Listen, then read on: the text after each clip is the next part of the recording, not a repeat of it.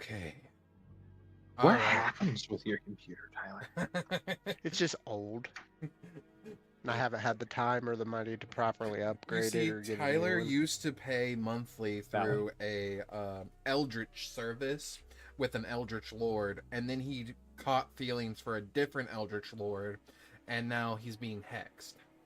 Do not talk about Mistra like that. Mistra's not an Ever Eldritch again. Lord. Well, I know that, but you're speaking ill on her name by calling her that. I said Tyler, not Gideon. Tyler's all about Eldritch Horrors. That's true. Never mind. I Eldritch apologize. Horrors, dude. Same. Horrors beyond comprehension, yeah. Eldritch Dude, Horrors. let me tell you, buddy, I ain't never found a horror I can't comprehend. Let me find one, and I'm a happy boy. Please let me comprehend these Eldritch Horrors. Please! Cthulhu! Please! I'll praise you! Sorry. Drinks tea slowly. Alright, so where we left off last time, you all are in Tolly's house. He brought you guys into his mansion just after a very hard combat that he ended up appearing at the end because you all finally summoned him.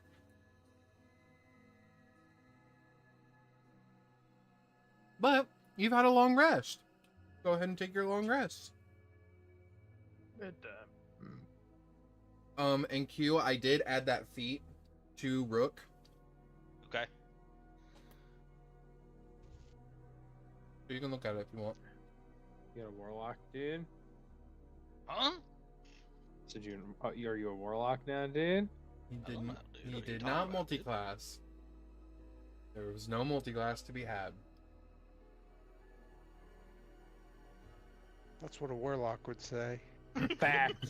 That's exactly what a fucking warlock would say. I wasn't gonna say nothing. I was just gonna stew on it, but this guy's speaking truth. Okay. His truth cannot be silenced because he's fucking right. All right. So Why are you booing him? I'm just gonna mute Tyler. All right, there we go. There we go. Okay, we wake up. Who wants to be up first? Who wants to check out this place? Rook? Oh yeah, bro. You know I always knew. first Look, Dylan. I fucking knew it was gonna be him. Okay. I mean, listen, dude, you can just not ask the question. It's okay. I could, but like, there's no point. I gotta ask so that way you can say it's gonna be me. Rook, where in the house do you want to be? I'm sleeping in this big bed. You I'm going are. You see above you on that room as you like look up with like the morning light coming in. There is a painting, like a very very like beautiful like church painting of like Tolly and like a field of flowers outstretching his hands and like all these like plant life and animals encircling him like he's God. Yuck. Rook will say as he rolls out of bed. Uh-huh. I'm going to peep out here. Mhm. Does it look like there's somewhere where he makes food? Does he eat? Roll me a perception check. Gotta get Very my smart cameras ass. in the right spot.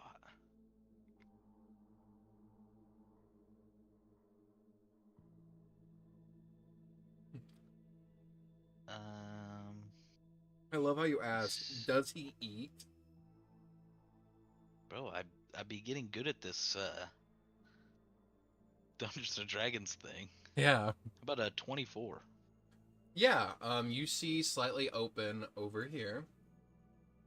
You see an oven peeking out from behind this door, and it looks like a kitchen, like area.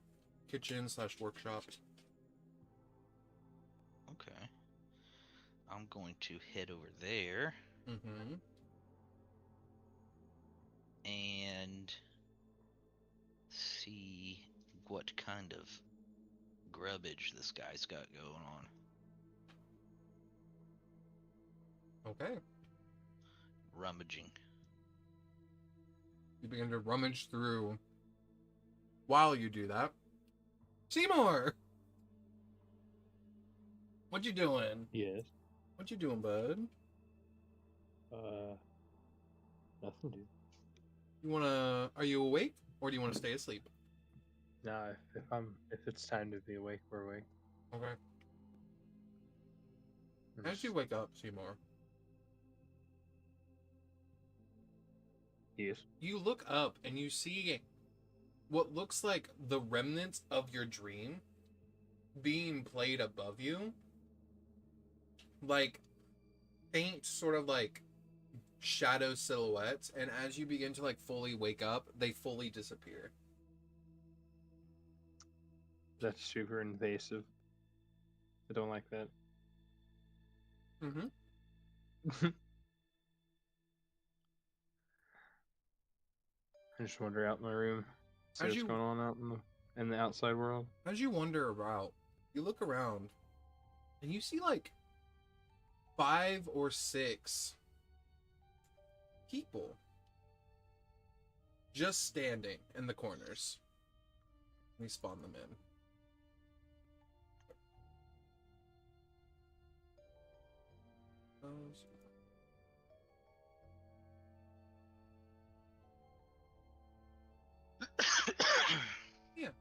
You just see like 5 or 6. They don't seem to be moving. They don't seem to be talking. They're just there. Okay. They just look like people? Yeah. If they don't react to me, I'm not gonna bother them. This is Okay. a weird place. Absolutely. You continue to go around. I will say at this point, you are eventually going to start smelling food being cooked in a room off to the side. And you probably hear some rummaging around and some pans being shuffled.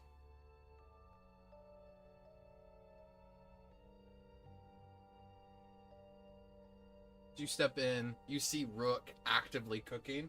Rook, what do you want to be cooking? What do you want there to have been found? I am definitely looking for bread. Anything that was bread related. And I'm making Anytime toast. you open a drawer and it gives you, one drawer gives you all the supplies needed to make bread yourself. And then in the next drawer, you open it up and there's like 5 or 6 freshly made sourdough breads. Ooh. And then in the next drawer, there's like a bunch of fruit breads. Okay, alright, okay. You get the choice. I'm just making toast and things like that. Yeah, you begin to get out like the breads that you're using, and as you turn to like begin toasting, you see sitting on the counter next to it is a large butter knife. Butter, jams, and fruit preserves are already laid out as well. Oh fuck, I'm busting down, dude. You come in and you see Rook's beak is dripping with grape jelly. I'll like walk in the room, Yeah. and then with the door still open, I'll lean out, like backwards, creepy style. Yeah. Look at the commoner, Mm-hmm. lean back in, and have you seen the fucking weirdos, man? What's going on with the people out there? Rook is just dead ass enjoying some bread right now. You actually make a toasted peanut butter and jelly sandwich. Oh yeah. It is. Yes, I do. I didn't see a single person. I need you to say that, but I need you to put a spoonful of peanut butter down your throat. Hold real on, quick. let me go I'm make some kidding. toast. I'm real quick. completely Jesus kidding. Christ. My voice said, "Hold on, I got you." I'm actually gonna play into the realism. But yeah, Rook says he has not seen those people. It's This around is a strange place. It's around this time that Very appearing. Oh, you found the kitchen. Morning.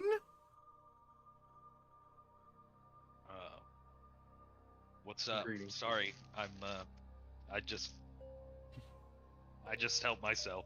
Here, he snaps Still his shoveling in bread. he snaps his fingers, and a glass of ice cold milk appears. Ice cold.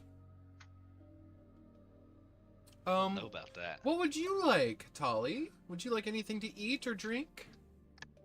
Seymour. No, he's asking himself in the mirror. What? I didn't stutter. I guess you didn't. Apologies. And you see his reflection. Fucking idiot. You see his reflection turn to Seymour and say, "I apologize for my other half. What would you like for breakfast?" I hold up my hand and a fistful of good berries appear. Wonderful. I wonderful. shove the whole fistful of good berries in my mouth. All 10 of them. Oh,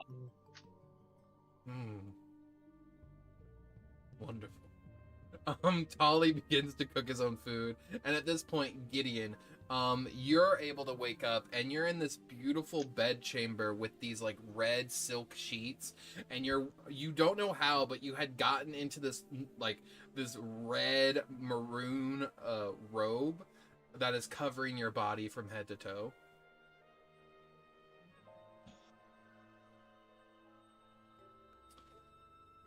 Red robes? Yes. Unusual. It's Like not my school colors. I do realize the moment I said red robes, I want to preference they're like the shower robes. it's like a sleeping. Oh. Yeah, it's like a sleeping sleep robe, not a I'm mage walking around robe. like you have? Yes. Yes. Okay. You walk around and you see laid out on like the table next to your bed is all of your clothes and your equipment shined and cleaned. Service here is immaculate. I'll prepare myself for the day, Mm-hmm. and then I will do my morning routine, Mm-hmm. Of my 37. exercises and stretches, and cast mage armor. Mm-hmm. You do that. And by this time, the smells of cooked bread and jellies come into your room. Just in time. I was starting to get hungry. Goodberry jam would be good as fuck. I have that right here. Tolly pulls out a small jar. I'm busting down. Okay. Enjoy. I also have goodberry juice. Okay, yeah, that's more my style. I'm not drinking the milk, but I will fuck with some juice. Okay. Gideon, you walk over to the kitchen that is currently being held. I also want to preference, Gideon, you do not see any people like Seymour did. So you wouldn't notice any of these people that are just standing around, okay? Okay. But yeah, you walk into the kitchen and you see Rook and you see Seymour is fisting his mouth with a bunch of good berries. You see Rook is downing breads, some type of berry juice, and just like all these different types of jams and butters and on his bread. And you see next to that there's like 5 or 6 uncut loaves of bread that are still waiting to be used.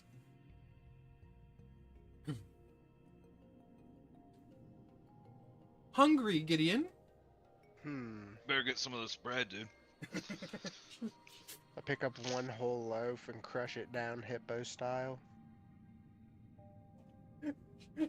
Yeah, you just watch, and all he does after that is just take some of the fruit preserves and just dump it down his throat with it.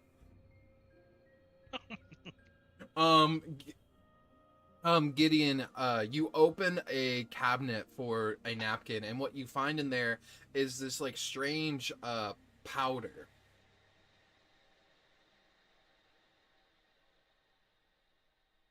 It's What like, is this here? oh, well, you see the kitchen summons what you want to eat, to drink. It just makes it appear. So that looks like protein powder. Oh, marvelous. I was just about to ask what I was gonna have for some protein. I gotta keep up on my physique. You see he pulls out this large tub of like gray powder, and a cup manifests next to him, and as you dump in some of the powder, it begins to swirl it with a liquid and makes it a chocolate banana protein shake. Cheers, gentlemen.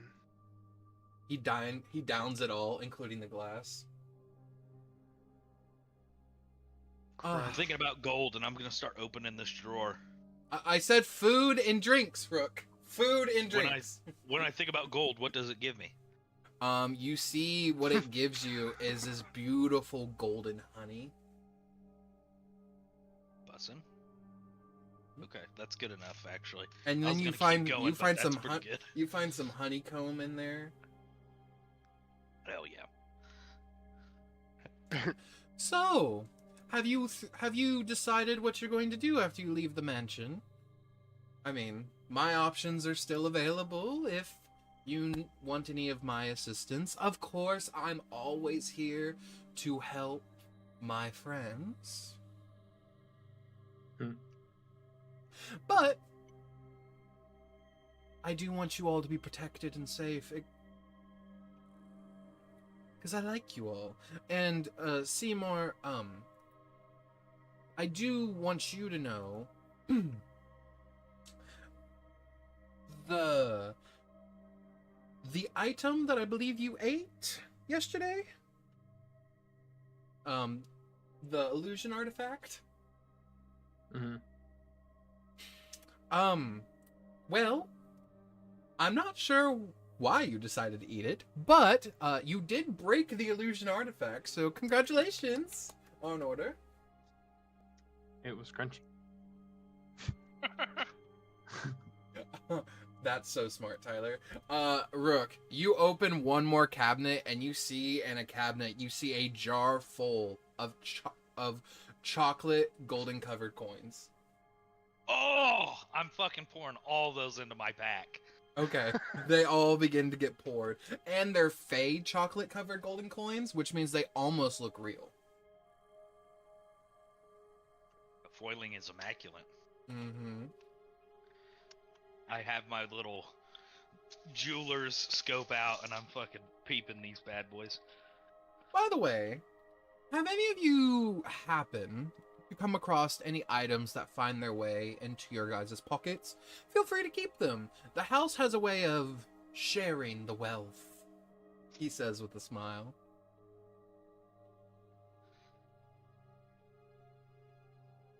But I shall take my leave. You are free to stay in the house until it fully dispels itself, which should be in about 3.5 hours. Hopefully that gives you enough time to decide what you want to do. If you do need anything, there are some illusionary servants outside the door, and they will get you whatever you need. Oh, that must be the weird people. Yeah, Seymour was saying there's weird people What outside. weird people? There's weird people out there. Apparently they're illusionary servants. I don't know why I can see them. That's interesting. Probably because I ate the illusion magic. That would track. I'm gonna like, start eating magical stuff. I start like picking my teeth and just pull a piece of the ring out. Hand Do it to we Rook. still need? Don't we still need something from him, Rook? Did we get the information we needed from him?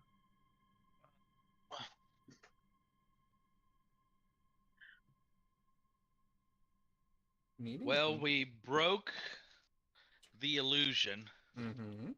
and then it was worse, if I'm not mistaken. Well, what happened, if you want to remember... Yeah. He was given the illusion... Oh, I apologize. Let me start. You started breaking the illusion in the forest, Seymour, and that's when the illusion creatures fought you guys. And you guys fought the champion of illusion. After that hard-fought battle, you guys summoned Tali. Tali had the artifact that was generating all this illusionary magic. He handed it to Seymour. Seymour ate it as you guys went into the mansion. So you guys actually haven't seen what happened outside the mansion because you guys couldn't see outside into the real world. Yes. Didn't he have more information for us? Isn't that why he was trying to get us to form a contract, or was that for the illusionary artifact and I am misremembering? No, he That did was have... for the artifact. So it was both. He has more information he'd be willing to share with you all if you formed a pact with him. Yeah. I just agreed to go do the thing that I didn't want to do whenever that time Oh, don't worry, we know. comes. Rook agreed, per his contract, signed in his blood. He will become the next leader of the Black Talons at a designated time when Tully deems fit. So there's that. And that was for the illusionary artifact. Yes. Okay. I've been working on something I was working on something last night. In character. Mm-mm. I just kind of mumble to Rook and kind of wander off. Okay. You wander off. Working on something. I mean, that's not a horrible deal, Rook. There are tales of worse being made with beings like this. Bjorn smacks the table. Yeah, you could have a god that hasn't talked to you. Aw. And you got a fucking halo, he says as he screams at you. And Took my angel halo. wings. He took it. He Took it. You asked him to. And Seymour comes back in. You asked him to. Shuts the I door. stick my head back in. Shuts the door. Rook's Close the grabbing door his again. head. The whispers are getting louder too. The whispers are actually completely silent.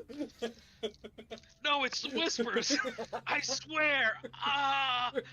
They're making things. Seymour, I will also give you. I want you to roll me a perception check, and depending on what you roll, we're going to add a little bit of your passive perception to it. 16, which is a little bit higher than my passive. Cool. So adding a little bit of your passive to it, meaning like half of it, just because it's on your person. You look at the ring that was given to you by Tali, the ring of mind shielding, and you watch it every so often, like a small spark of magic, like flares within the ring, because the ring has like that sort of like clasp on top of it, like it holds something, and you see a spark of magic go off every so often. But I will tell you, no other voices have entered your head, or even talked to you. Good. Seems to be working. Okay. If slightly strained. Mm-hmm. I mean, if Seymour has a plan or is cooking up something, we might as well go find him. How much? Here in a minute. How much bread After I and finish jams? this bread. How much bread and jams do you put in your bag of holding? I mean, Oh, if loaves keep appearing, I'm fucking jars of jams, honey. Mm-hmm. I'll say you get enough to last you about 2 months in rations, with just bread, honey, and jam. Okay. And then you get another vial of good berry juice. So, Very nice. you can take that. But yeah, as you like just start scooting all that in, you head out. Gideon, do you take anything from the kitchen? Maybe a couple loaves of that bread. Yeah. You grab like 5 loaves and put them in your bag. Yeah, that's a couple. You walk out, and I'll ask Seymour. Seymour, do you stay in the mansion wherever you're trying to plan, or are you wanting to leave the mansion? The front door is still in the same spot. I sent you a DM. You did. Just- Okay. Pertinent.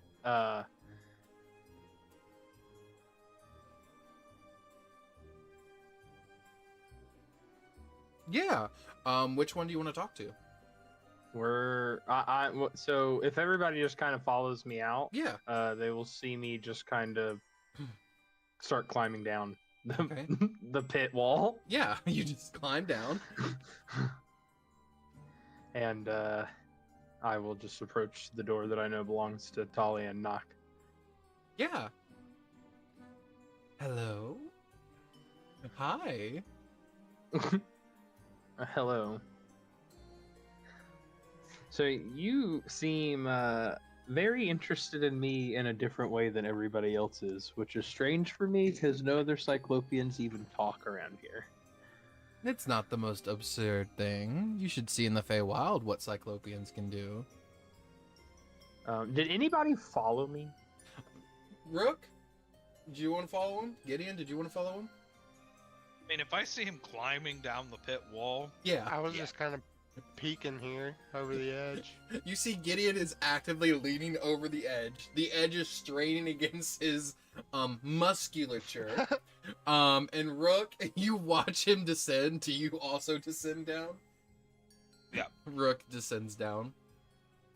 I hope this fence is built well. Seymour, you're gonna look up and you're gonna see like 4 out of the 5 of those guys that you saw are actively walking around Gideon, getting ready to catch him. I think you're safe, Gideon. But Gideon, you do not notice these people. No elaboration, though. Yeah. But Tali opens his door and Totally alone up says, here.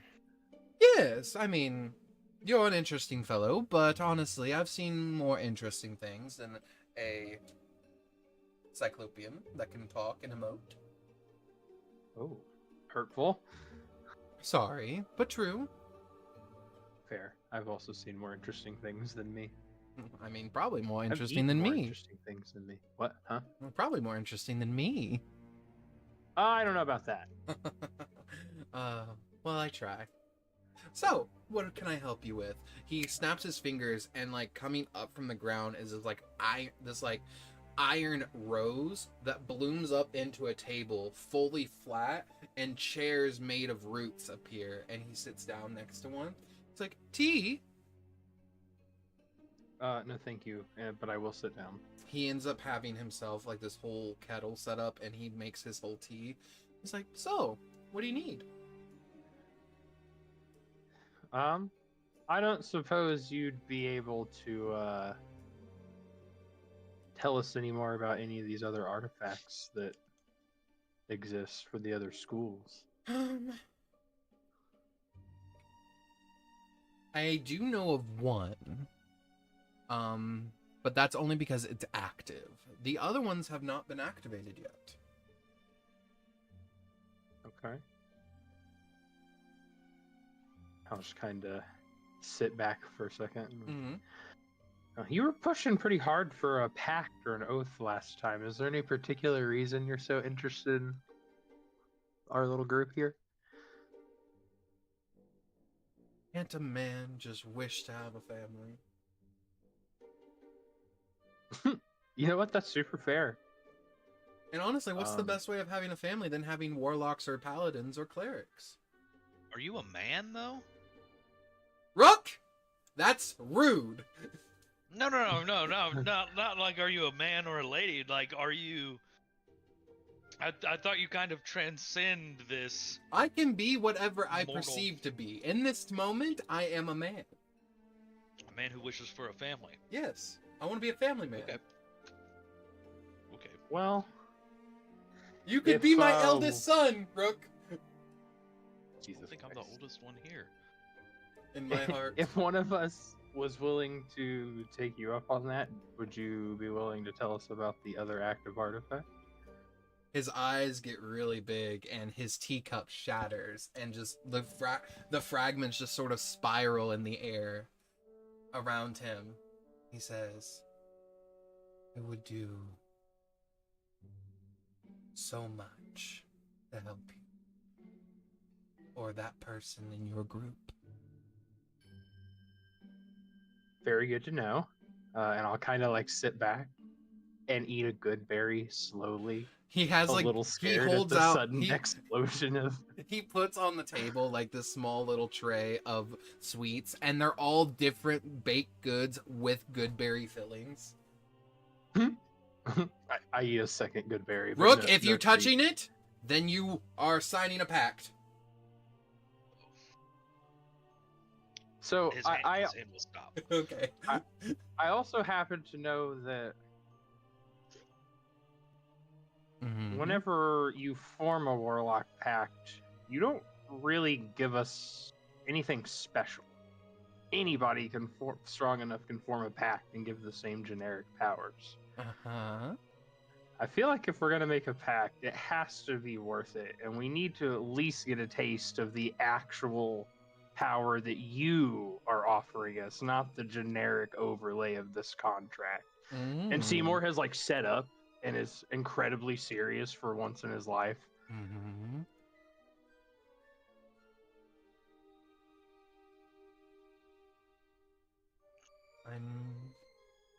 What are you proposing I give you more than just becoming a warlock?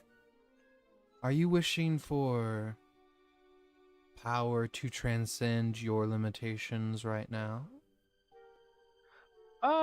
No, just A little increase. kind of a bigger dose of what your average warlock would get on day one signing. So a jump start. That could be a way to interpret it. Ah. Well, it has been a while since I've made a warlock, a paladin, or a cleric. So I have a bit extra oomph I can put into it. Whenever he says that, I will turn around and pull a letter out of my bag and slam it down on the table, and it's a contract. Very nice contract. And I'm going to send it to you. Okay. He's beginning to read over it.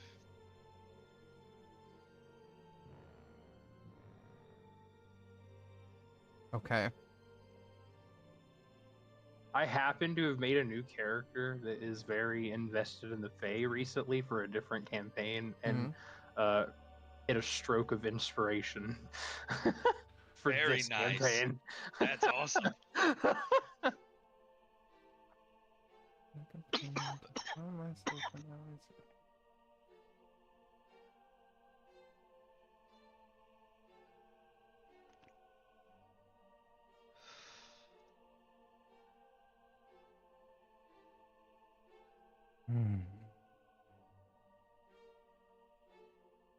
Very good, Seymour.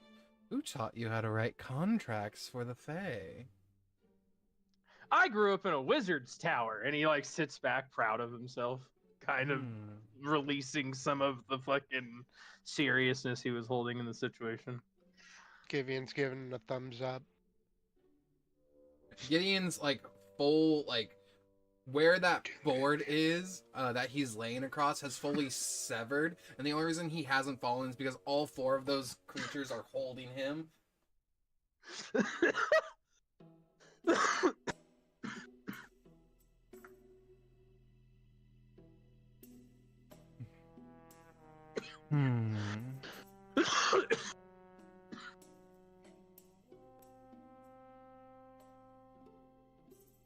I see yours, and I raise you with my addendums, if that's fair. Sure. Here are mine.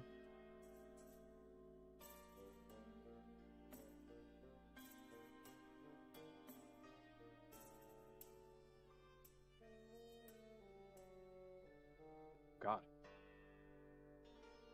That was crazy.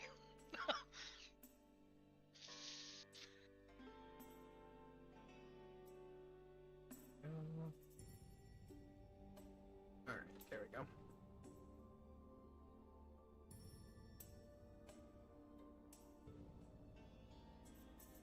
And he hands you a very beautifully written contract himself that just sort of appears, and he sets it on the table in front of you.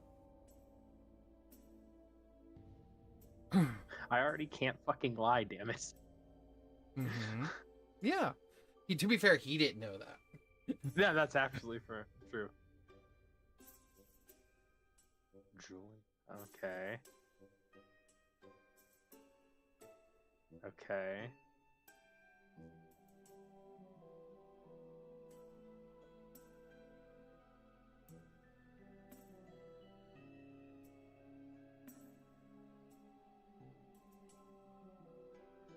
Interesting.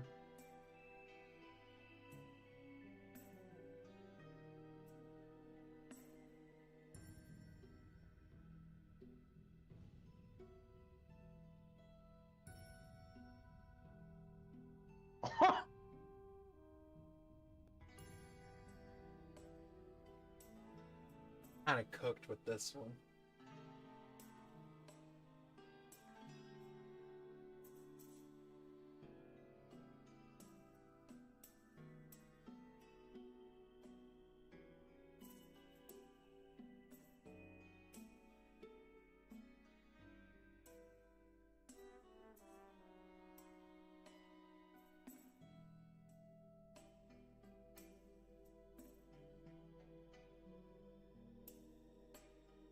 Hmm.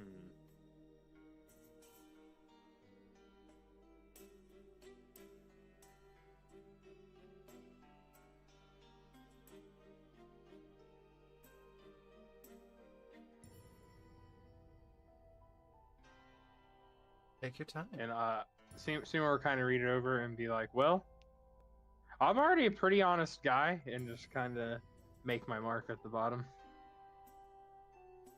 You watch as you make your mark, and this sort of like silver thorn appears. You sort of just prick your finger on it, and the blood trickles down onto your mark, and the contract is rolled up and sealed. And he says, "Okay, time for my big moment. The contract's in place. Powers coursing. Everything's lined up.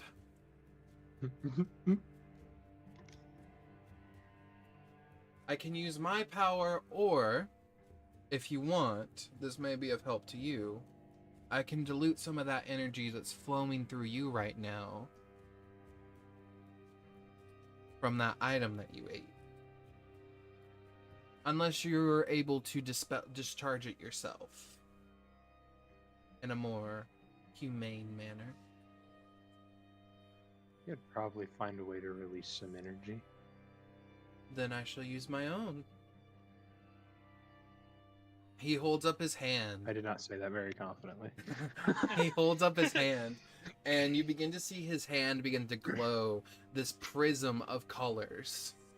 His hair begins to sort of like fly back. The trees begin to sway within this small little area. The wind begins to pick up. Gideon, you actually are lifted up off the ground as a wind barrier begins to spiral around the outer edge. And you just watch as Gideon is slowly but surely flown across in a circle around this entire thing, watching. Rook, as you watch this, you see magic and power funneling from him. Rook, can you please give me a perception check?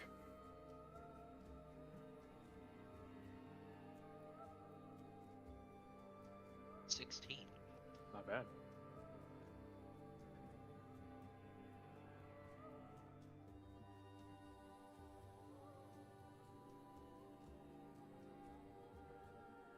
You watch behind Tolly as this magic is being casted. Seymour, you're being lifted into the air, magic piercing at every moment. You look up, Seymour, and you see like the roof of the house slowly deteriorating, and you see what looks like to anyone else would be an aurora borealis, but you see the weave slowly spinning around and meeting you into the center. And you watch as Tolly is, as effortlessly as you use the weave, it's like the weave knows his thoughts before he moves. And it just sort of goes where it just sort of already goes where his hand is moving. And you watch as the weave is just effortlessly moving with him. Rook, with your 16, you see behind Tolly in his hut, where his door is open and his windows are transparent, you see something glowing in the back. An altar of some sort, glowing. Tapping into the whispers. I'm so happy you said that. As you begin to tap into the whispers, I want to ask you. Yeah. You're not magically inclined. I know this. No. You know the mask is magical. So I have to ask you, are you just forcing it? Like, are you just sort of like knocking on the door and being like, hey, I need answers? Or is it more like come to me now. Open my mind. I think initially when I see the glowing, Mm-hmm. I'm like tuning in to I need answers. But I mean, if the glowing persists and everything, then I'm going to be like, tell me, you know. You say, what's going on? tell me, in a stern voice. And you hear but one voice come back. It is a man's voice.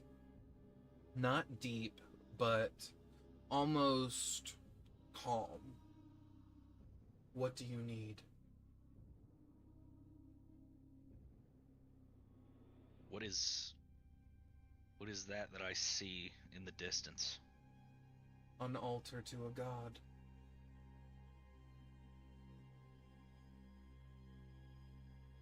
Can you tell me what god? The Wanderer. And how should I feel about this god?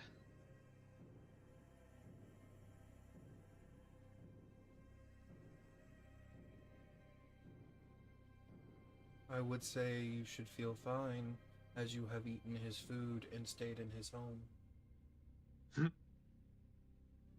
That's very fair.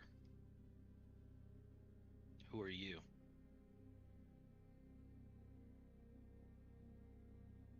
The god of messages. So this is your mask? And you are my champion. So There is Can much you, like- magic right now, allowing us to commune. so you're alive? Alive is a very difficult word for gods. I am around. Damn.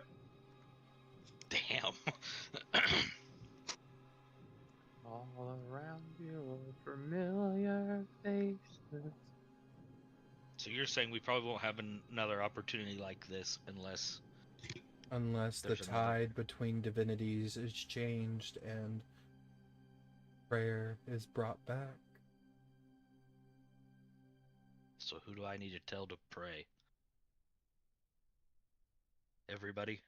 Couldn't you start with yourself? I don't know about all that.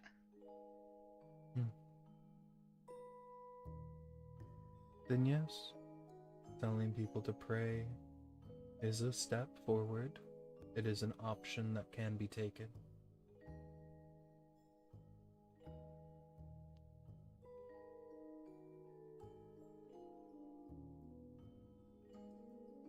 And so all this is happening, and Seymour is levitating above the ground. This being is bombarded this with is a magic. this is a conversation that is happening in your head, rapid fire, while this is happening to Seymour. Okay. I guess I'll do my best to pass along your message, Mr. Message God. I do not have a message.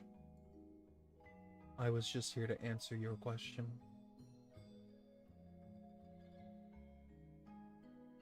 Well, thanks for cutting through all the noise.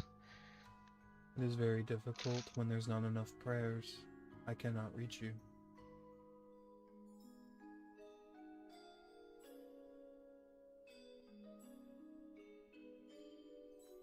And then I'm going to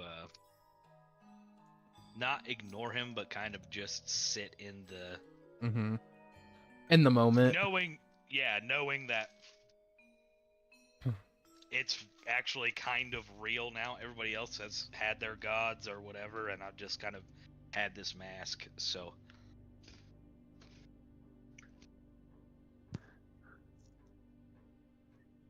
Okay, we cut back to Seymour.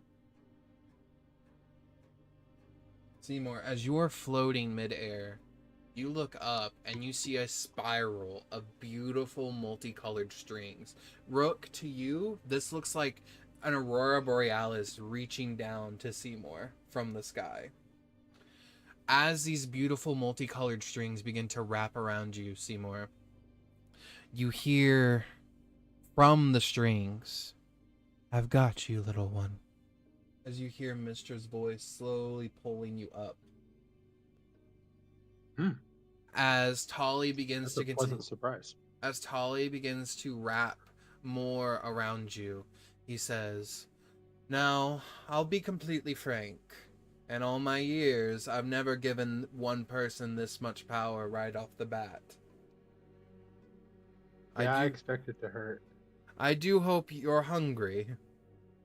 And I do I'm hope always hungry. I do hope your gluttony absorbs much of this magic." Okay. So, you're essentially wanting to hit 3rd level Warlock, correct? Yeah, Okay. That's what I figured. it would have only been 2 before, but 2024 rules I know. pushed everything up. Or back, technically. He holds his hand up toward you.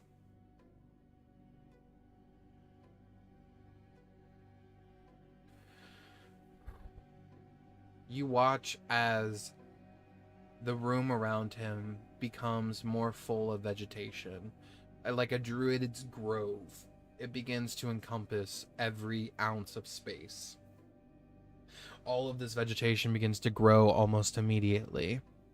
You watch as trees begin to ascend, roots begin to wrap, not trying to wrap around you maliciously, Rook, but they are just growing rampantly right now. And you have to actively dodge and weave out of the way to not get caught up in the roots.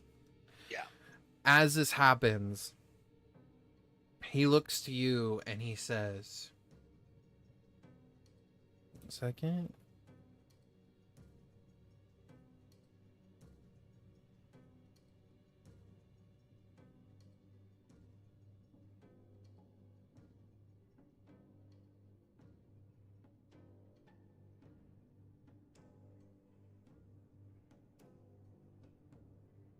And says, "Seymour, you have a choice. And which direction this power pulls." I'm listening. You may either choose... Why did that work? Here. Hold on. That didn't work. My bad.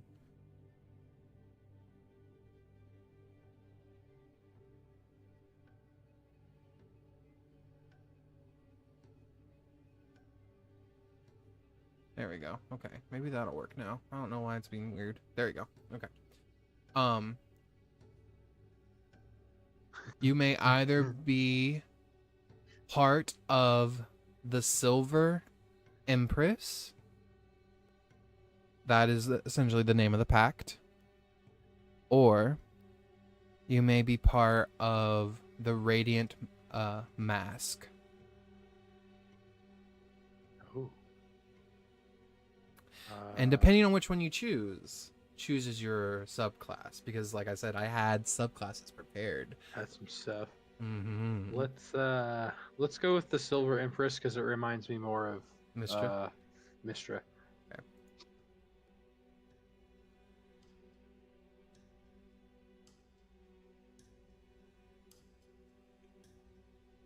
There we go.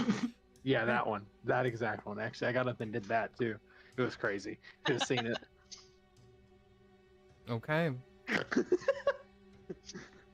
You watch as this power presses through you, and he says, "By my will, I name you my first warlock." And an explosion of magic gets shot out, and Seymour falls unconscious onto the ground and is at 5 points of exhaustion. Yeah, that tracks. Oh my god! You Bro, you killed gotta- him! Seymour, you are now level 9.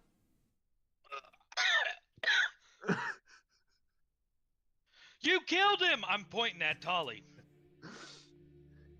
You see Tolly look at you. His face has slightly changed. His hair, which was red, is now half silver, half red.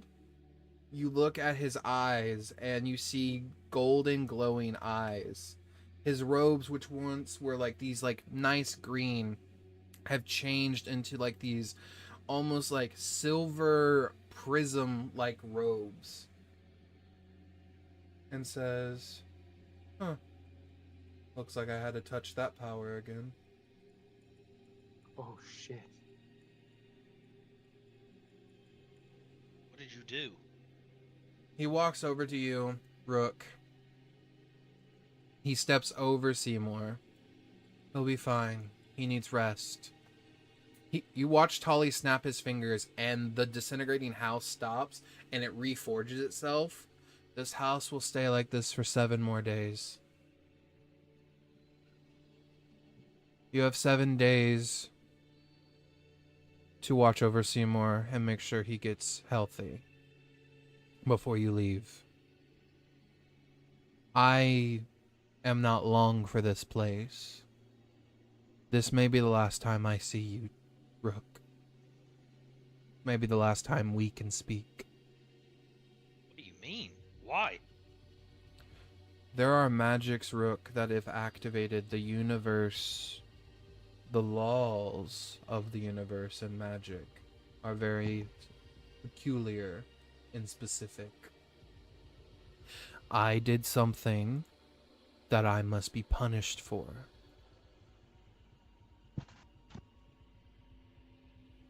Why did you do something that you should be punished for to Seymour? I wanted to protect my friends.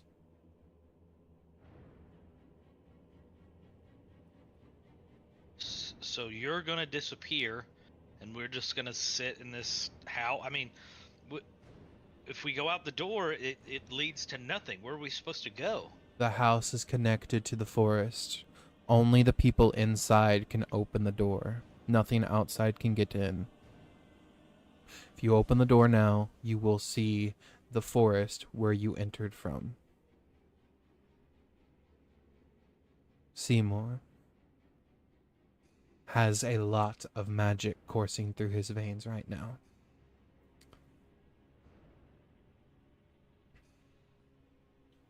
So, just take care of him, and then what? Where are we supposed to go after this?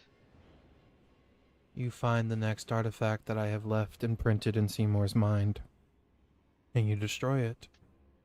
And then you keep moving on to the next artifacts, severing their connection. You bring back the gods, because as much as you don't believe in them and think they are not needed, the creature out there that's doing all of this, it is a much worse fate.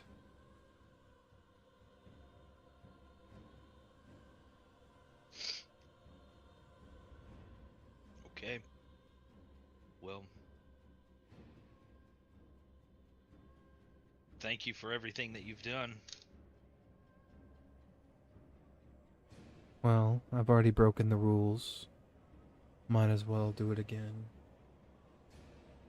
He watches his hand flares up with magic, and he looks at you and Gideon, and he says, I will not ask you to pact bound to me, to give me an oath, or be devout. That is something human creatures, mortal creatures, have free will to give and cannot be forced. But I do want you to know, Rook, I have seen you aspire to great things.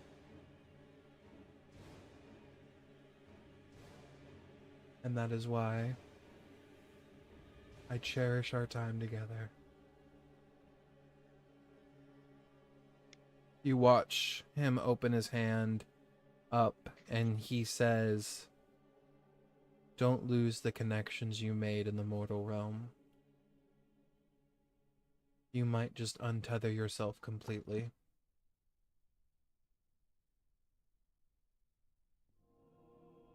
And all this is happening as he's like conjuring a bunch of He's magic. basically domain expanding right now. Yes. Oh. Okay. Rook is dead ass kind of he's not scared. Or he's not fearing for his life, but Good. he is a little scared. Because that's fair to be scared, but this is in no way is he doing it in a scary manner. Sure. He looks at you and he looks at Gideon and he says, I hope that you're strong enough for what's to come. And he snaps his fingers and you watch as he disappears. Rook and Gideon, I need you both to make me Constitution saving throws. Dirty 20.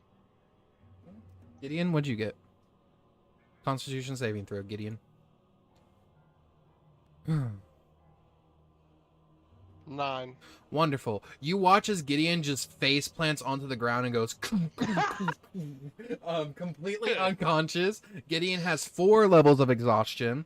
And Gideon is level 8. Rook, with a dirty 20, you do not fall unconscious. You gain 2 points of exhaustion and you are level 8. Oh. Let me roll Did for everybody get warlock levels? not warlock levels. You unlock something within the patron. You're his first warlock. Warlocks make the patron more powerful. Yeah, I'm a hell of a patron. Or I'm a hell of a warlock, excuse me. Yeah. Are you wait, hold on. We do need to flesh that out. Are you the patron or is he the patron? He's the patron. I'm the patron. You guys both laid contracts out on the table. That's as far as Rook paid attention. Are they supposed to be levels we already are? Yeah. You just gained them. So go ahead and level up to level 8. So what if I wanted to, like, Yeah, fighter? that's fine. You can multi-class if you want to Okay. multi-class. That's fine. You just gain Okay, I 2 was just levels. You're curious. fine. How enforced this was? I was just curious. I'm not forcing you guys to do anything. A pact was signed, and this is the gift. We're signing that pact.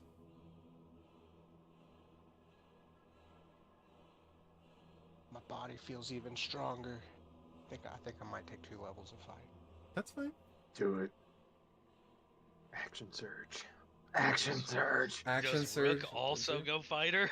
I mean, does Rook go fighter? Does Rook go warlock? Or paladin, That's a even? toughie.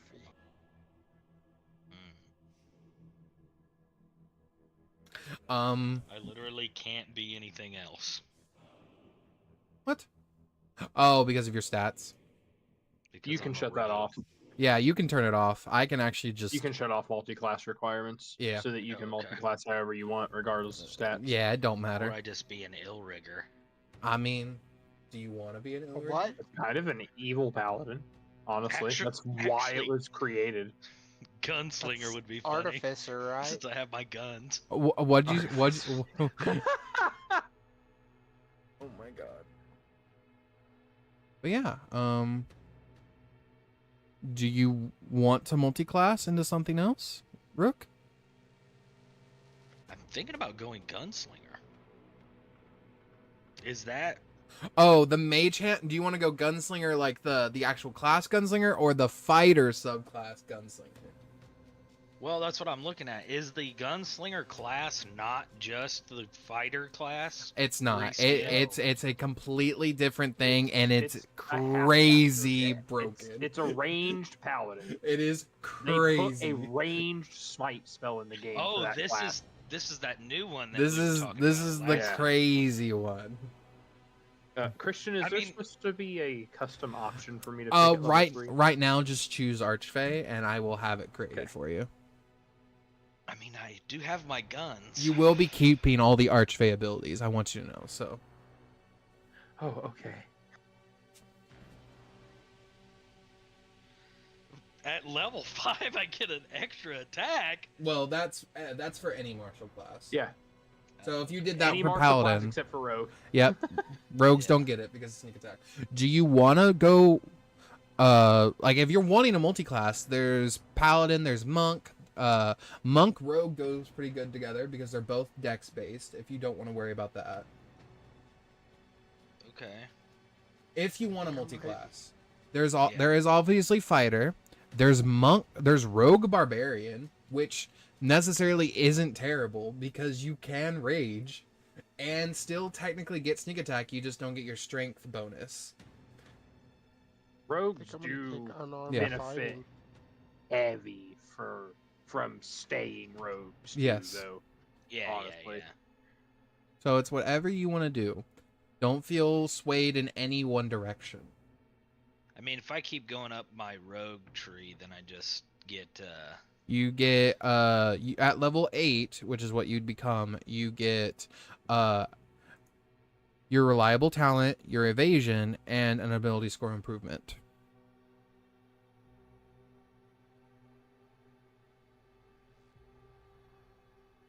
evasion. So you guys think Reliable about this.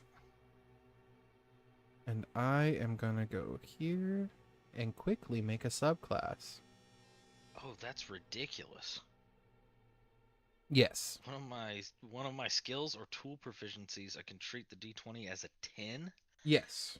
That's reliable So talent. that- Rogues are heavily. I will also let you know, Hugh, Yeah. you can split the levels. You can go one level rogue and one level something else. Oh yeah. Yeah, like you're I'm not. just trying Yeah. to think. Okay. I didn't want you to think like you had, whichever one you did, you had to put 2 levels into.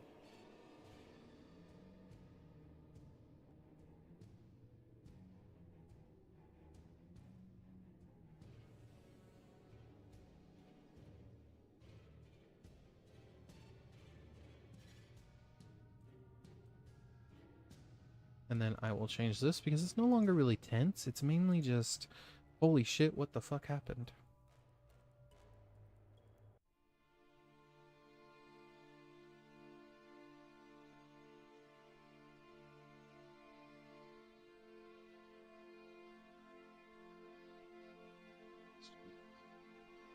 Thinking I might take unarmed fighting style with fighter. Okay. Don't really use the other stuff too much, or I don't know, maybe protection. Protection's solid, bro. I do have the ward and stuff though. I mean, that's fine. You can do that. I mean, it's whatever you want to do. Blind fighting.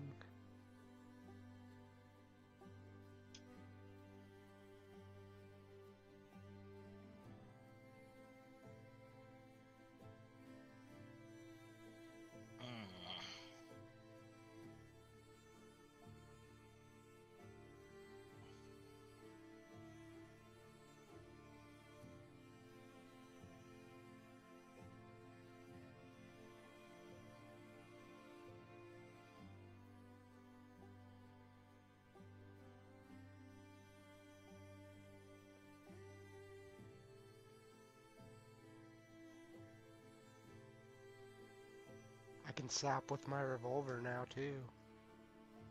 Very nice. With the Fuck weapon yeah. masters. If I don't roll a nat 1 like I do every time I try to shoot it. Hey, you rolled a nat 20 last Cover time. your ears.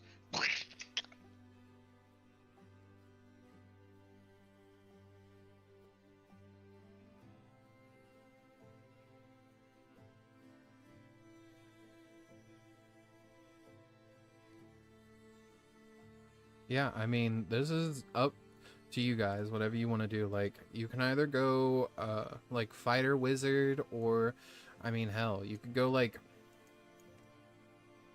wizard druid.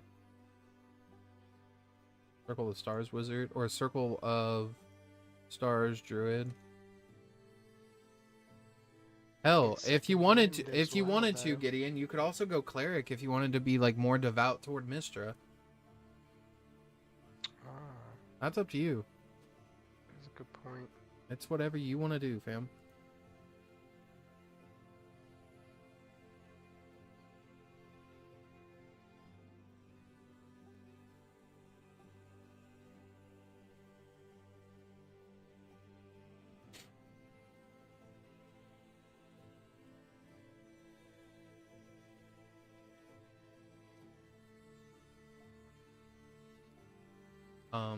You're gonna love this class though, Dylan.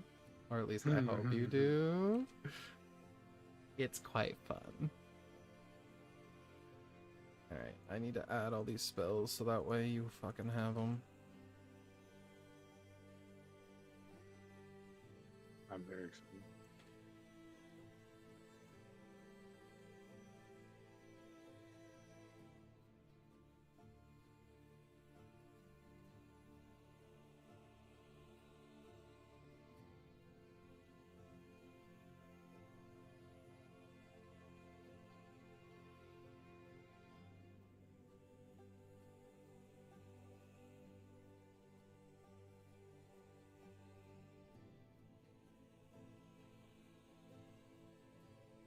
Yeah.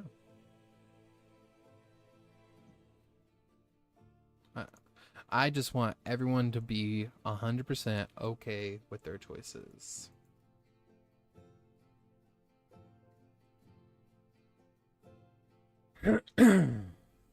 Honestly, though, what probably would have happened had you not chosen to level up to level 3 automatically, I probably would have given everyone like a level up to match your 1 level in Warlock. But since you had me conjure so much magic, more magic than he was expecting, he had to tap into some old magic to do it. Yeah, I like it.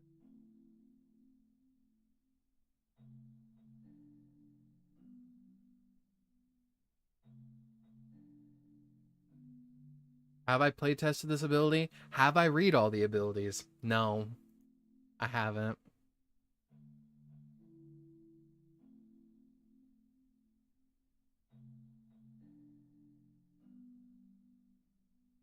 It's still undecided, Rook. Yeah. It's all good. Take your time. You guys have 7 days. We're going to count this all like the 7 days that you guys have of you guys deciding what to do with this new gift that was bestowed to you. And then once you guys decide, that's when we'll say you guys are leaving.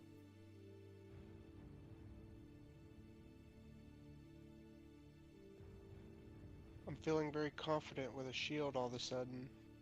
Need to find one. Oh, nice. You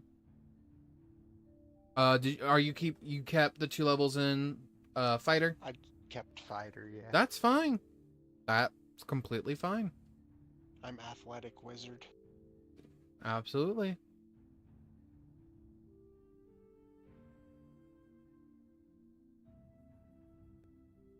You did at least look to see what you got at higher levels, correct? Me? Yeah.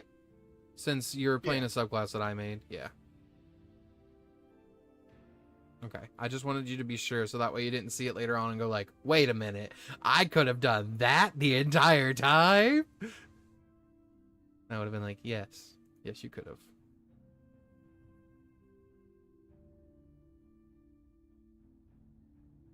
Very nice.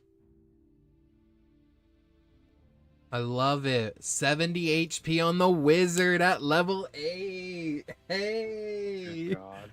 The funny thing is he I doesn't got have... second wind. And he has second wind. Ayy.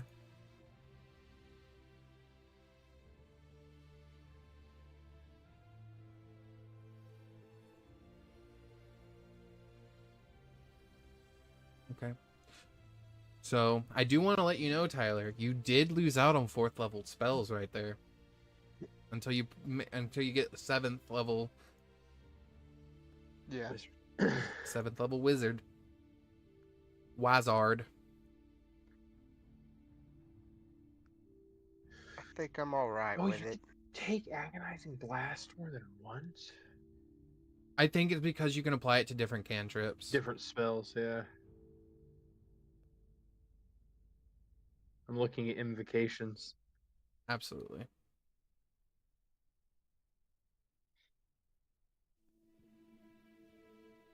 So this has 14 ability. Bless you.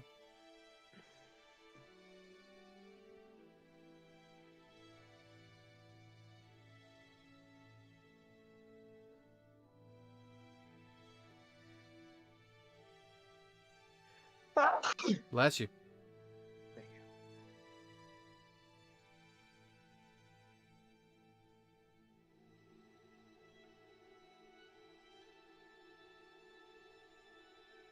I'm extremely slumped though.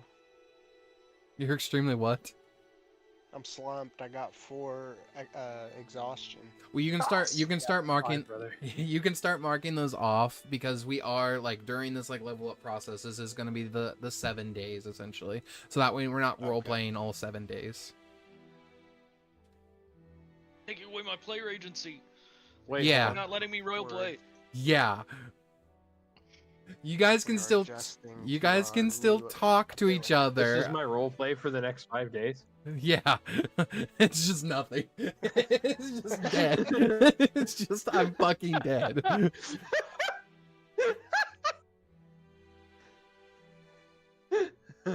Rook goes in there and talks to him every once in a while. I've been practicing hand-to-hand combat. I mean, Rook, there's also the option of Sorcerer. Just like going like Oh, dude. awaken inner magic. Shadow Yeah, Sorcerer. that is Shadow surprise Sorcerer. room. Start to dabble into his Well, domain. I mean, you could dabble into Shadow Sorcery. Yeah. Making darkness. There is also a monk that is shadow based. Yeah, Shadow Monk. Or you could just go something So, completely out of left Eldritch field. Knight, You could go something completely out of left field and just go, fuck it. Fucking Avatar Monk and just start wielding the elements. Echo Knight. My Fuck whole Echo thing Knight. is- Fuck Echo Knight. Echo could be your shadow. No, fuck Echo Knight. Fuck Echo Knight. It's the one that Friar Q had. Yeah. You guys don't even know. They- Friar Q they- was wild. They do know, they just never had to fight him. No, that's what I'm saying. You know of Friar Q, but the things that man could do in a turn,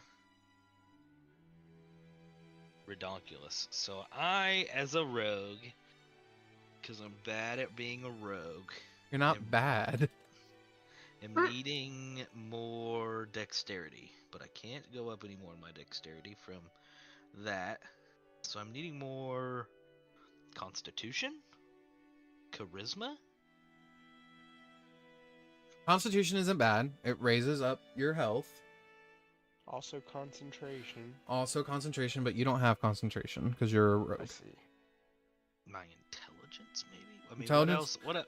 I really only rely on my dex, right? Dex is for- checks and things. Intelligence is for your investigation, and intelligence for a rogue is like their secondary stat. Also, don't Intelligence. forget saving throws. Yes. Exist. Oh yeah.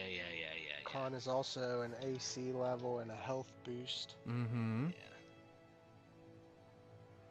We'll bump his intelligence up. You could do keen mind. Oh, he's a smart boy.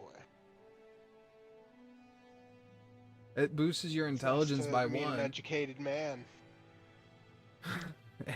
Shut the fuck up. I too went to college. This motherfucker. Spell details, please. Oh yeah, that feels very on brand. We'll do that.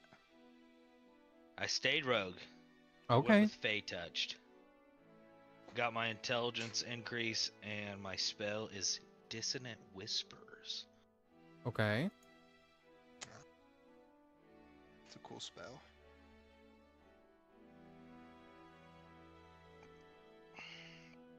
Oh man. I think I know every cantrip in the game. Oh! That is such a hard line.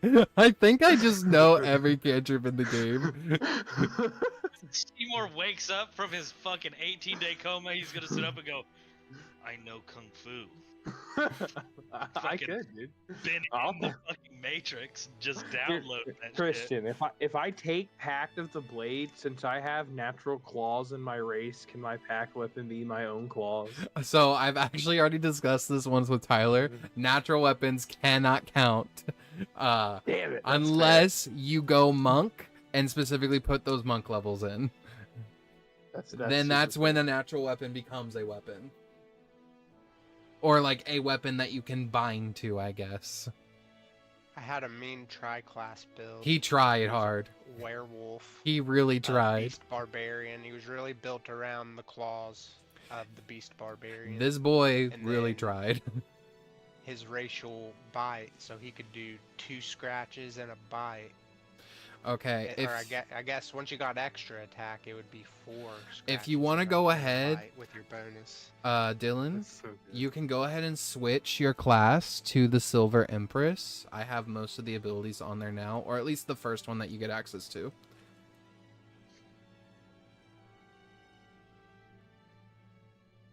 I had to open 2 character sheets so I can make sure I don't take the same spells. I understand.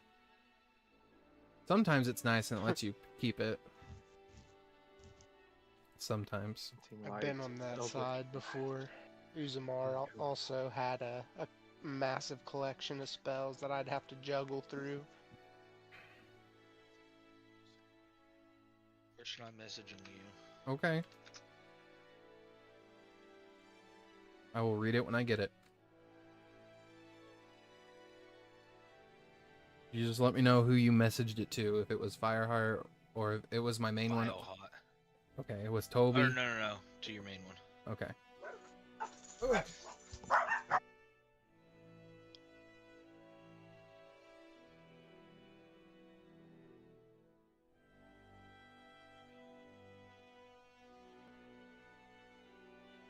I just remembered that.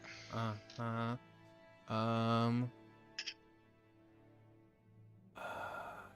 me see. Inventory.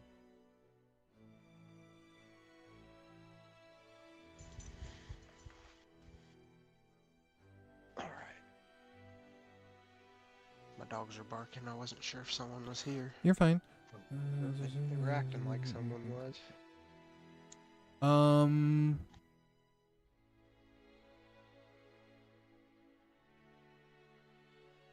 Trying to remember which one is it? Is it just?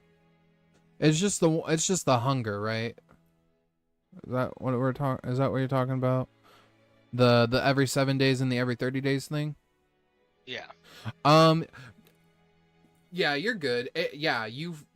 After 7 days, it's that one's automatic after 7 days, and then the 30 days one is the one you make the saving throw, and it has not been 30 days yet. Okay. You're getting close. You've had it, I would say, at this point, right about 13 days. Yeah. Okay. After those 7 in the house, you'll have it for 13 days. All right, 1 second.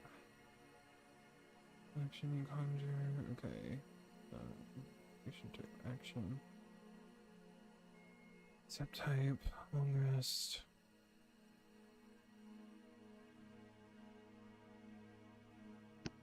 Okay. Did it load up for you, Dylan? Were you able to get it? Mm-hmm. Okay. Did you read the first ability? I have not yet. Okay.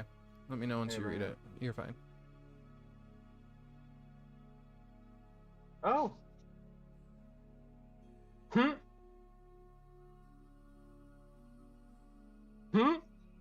That's badass. Holy shit.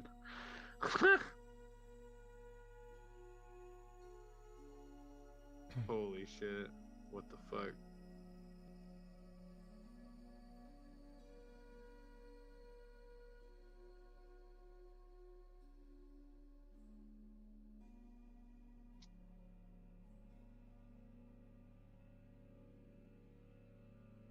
Okay, I only have 2 more abilities that I have to add to your class, and then I'm done.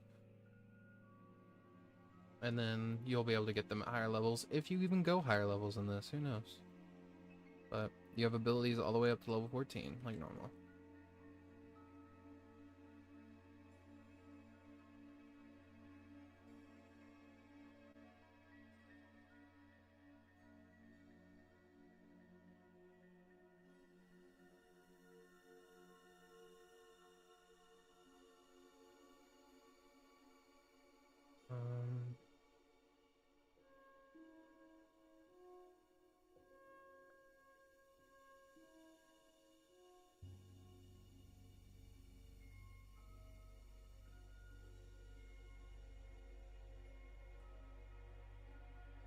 And then I believe all those spells should have appeared in your spell list, correct?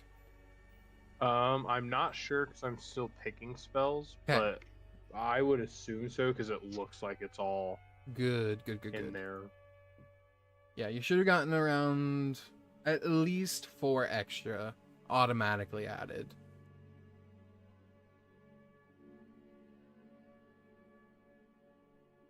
Actions. Alright. General. Boom.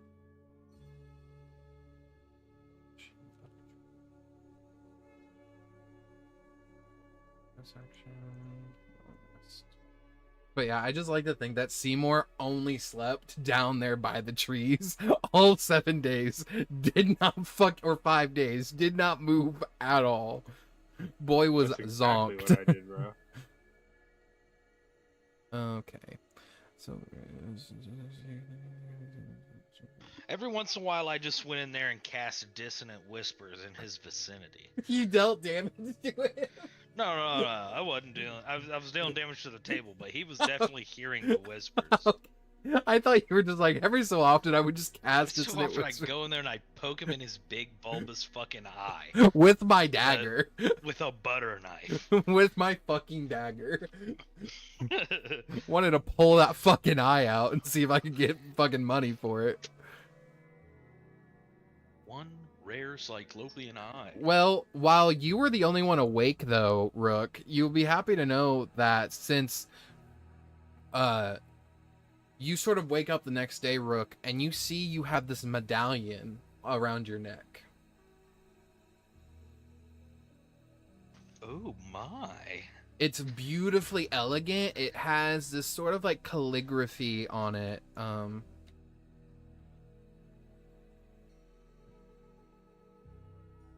God damn it, this is gonna be the part where I need my magic boys and I'm just gonna have to stare at this medallion for 5 days. Yeah, the 2 magic people are just out. Ugh.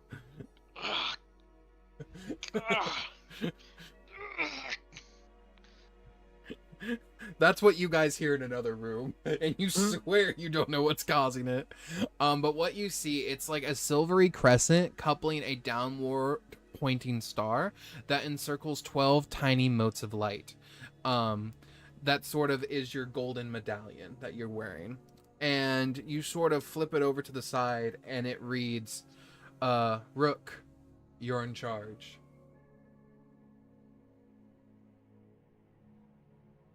Charge of what? You hear something knock on your door, Rook, because I'm assuming Rook just kind of went back to his bedroom. Oh yeah. You hear a knock on your door, Rook. I'm gonna get up and go over there and crack it. You see standing there now, you see a woman. Hello, Master. Hello? Is there anything you would like me to get started today?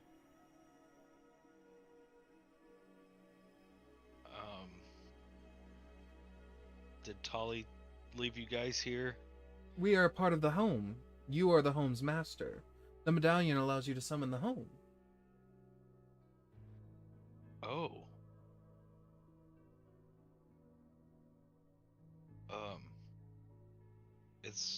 Are Simour and Gideon awake yet? No, it has been 2 days.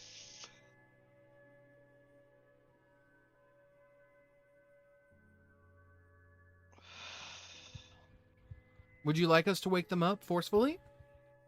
Dylan, did you mean to send that to me? Nope, sure didn't think. Dylan, did you mean to send it to me? Yeah, I did. But it's not anything. It's fine. I damn it, I crazy figured. It's like It's I damning fucking. enough. I have just enough information. I fucking hate this DM. I literally just forwarded it to you. I didn't even type that shit again. That's fine. He said skibbity toilet. No, definitely don't wake them up. He said they needed to rest. Quick little caveat here, Christian. What happened to Bjorn? He leveled up as well. Okay. He was able to beat the con save because he's a paladin with max con and an additional +5 added to it. So his saving throw on con is +13. So he made it. Jesus Christ. He was perfectly fine. So he rolled a 1 and still made it. He rolled a 1, got higher than all of you combined. So Bjorn's up and about. Yeah, Bjorn's sort of walking around and he doesn't seem to know what to do with his power.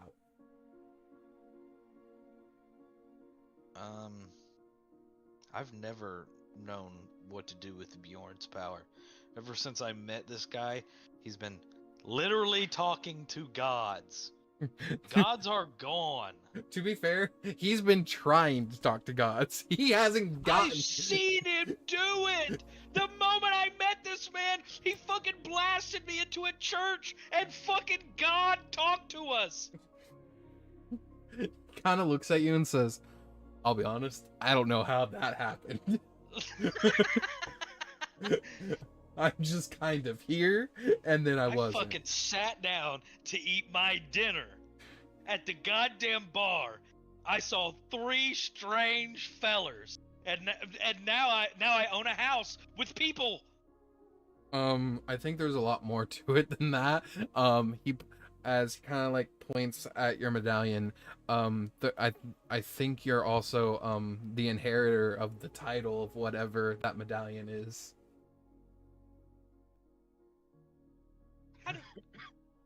What is okay, Miss Lady? What does that mean? What the fuck? Oh, sorry, that was Bjorn. That was Bjorn talking. Bjorn was Oh, telling you okay. that. But I mean, if you want to How add, do you know that? I cast detect magic, and I can tell that has a lot of magic in it. And also I can read some of the writing, and it does say, the holder of this medallion wields the title that it belongs to. It doesn't say the title; it just says they wield it. It's kind of like an emblem. So like that, the people who know, essentially. I would have thought I would have been one of those people. I mean, do you have anyone you could ask? I know the boys are asleep, but is there anyone else you could ask? You think you could ask that guy that left? He left. I mean, look, you get messages in your brain, so like, reach out to him. Fair point. I'm gonna ask the commoner lady. Yeah. So. Oh, hold on. I start a conversation with her, and then I close my eyes really hard, and I say, "Amen." Do I get wings and a halo? I'm about to fucking piss myself, bro.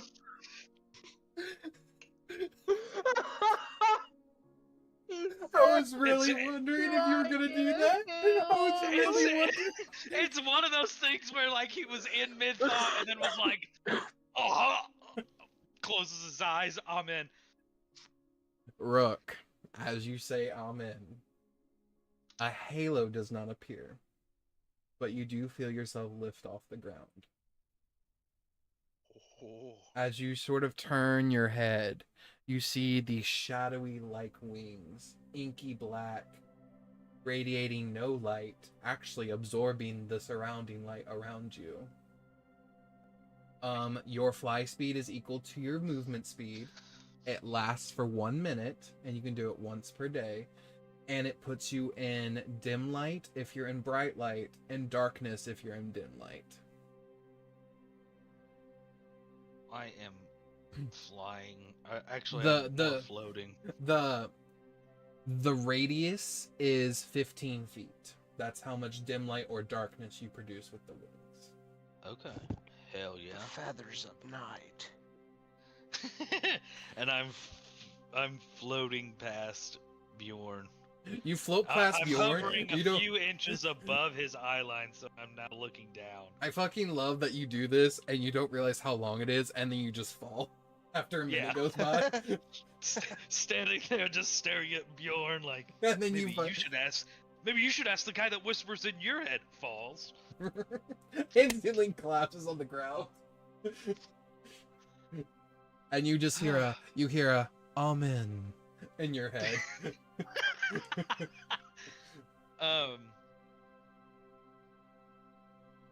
Well, I guess I'm gonna go check on. Are Seymour and Gideon like in beds? I'm gonna say Seymour did not move unless someone physically moved him. Gideon, over the course of a couple days, probably has gotten up and moved to his satin sheet bed and is wearing his nice robe.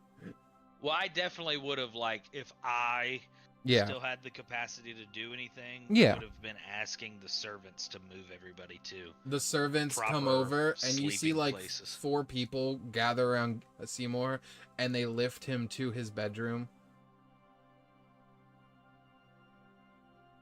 Okay, so I'm. All right. As of right sure now, peek in on Dylan, it. if you would like to read all of what that subclass that I gave you does, you may have to like refresh your character sheet a few times, but it has been created.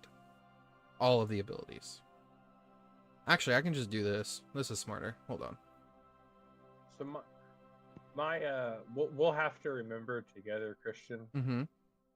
My everything that comes from the Warlock class should be 2 lower because the wand is not working, but I do have a Bloodwell pile which specifically triggers sorcery shit. Does that make sense? Oh no, it does, and I get you. 1 second. There's that so far, which you've already read. There's those 2, and then there's that one. So there's all of your abilities, just so you can read them and see what they do. Not including the Archfey stuff that's already in there. I didn't feel like writing that down.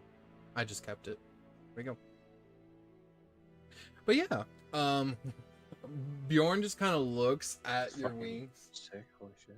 Bjorn just kind of looks at the wings that you generated and goes, how'd you do that? You can actually see like a slight tear beginning to form in his eye. How'd you do that? How'd you do it? I guess it's the medallion. I don't know. Why does everyone else get a medallion?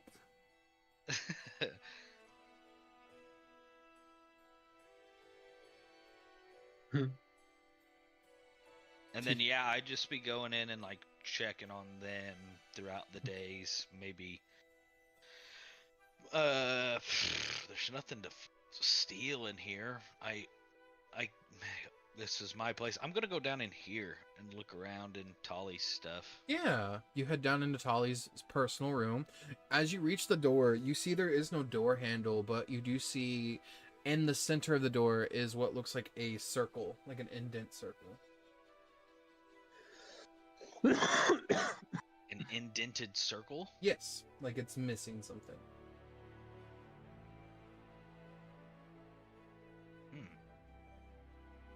Is it this medallion? You put the medallion in the circle. Yeah.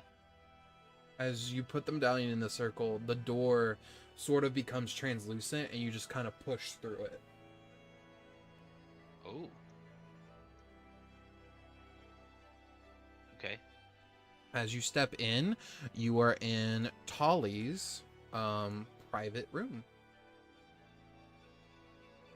What are you looking for?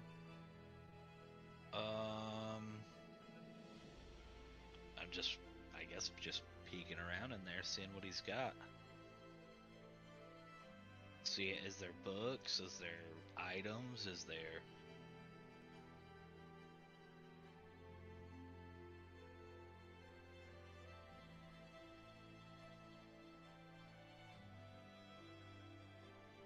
Yeah. You do find some ledgers about the Black Talons, and they are revenue reports. If you wish to read them at all.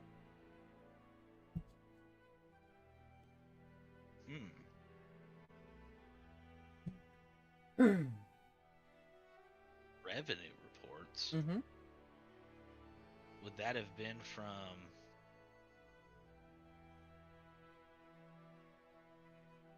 That would have been from all the money he made from running the Black Talons. Possibly. Do you open it and begin to read? Yeah. Oh yeah. Okay. As you open it and begin to read, you find the most recent entry is about a month old, and it says money brought. It says money brought in and money out.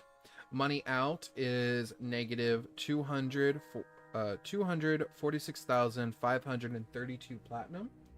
Money in is 10,400,556,000 platinum. Whoa. Where is that at? This is just a ledger.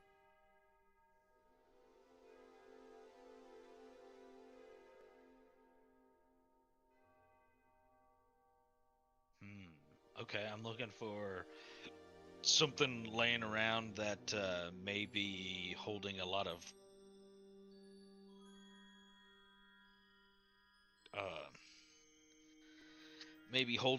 coins. Is there a coin purse or bags or anything in here? Give me a perception or investigation check, please.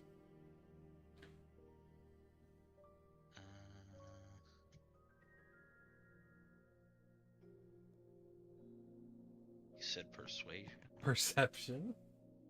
Fucking Cole with his persuasion. I hated when he did that.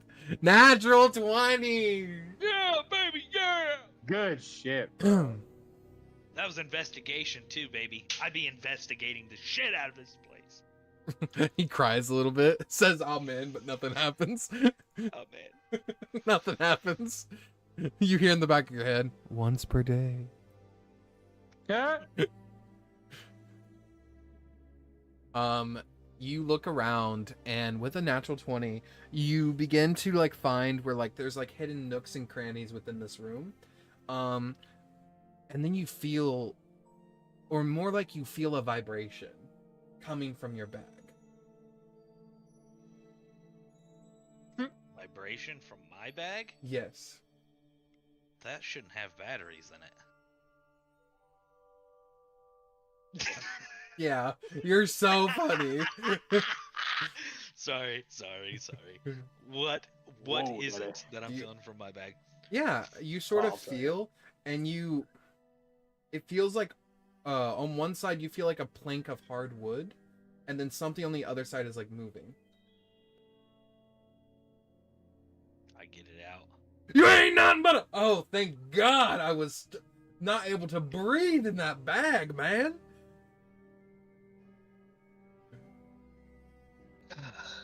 Hey, man, how's it been? Who the fuck? It's me, the It's that fish. damn fish on the Oh plane. my god, the fish on a plane! I forgot about him. Dude, As did I.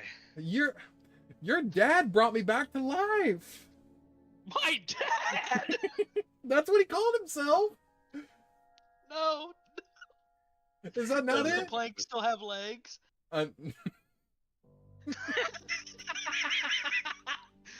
Yes, he restored him completely.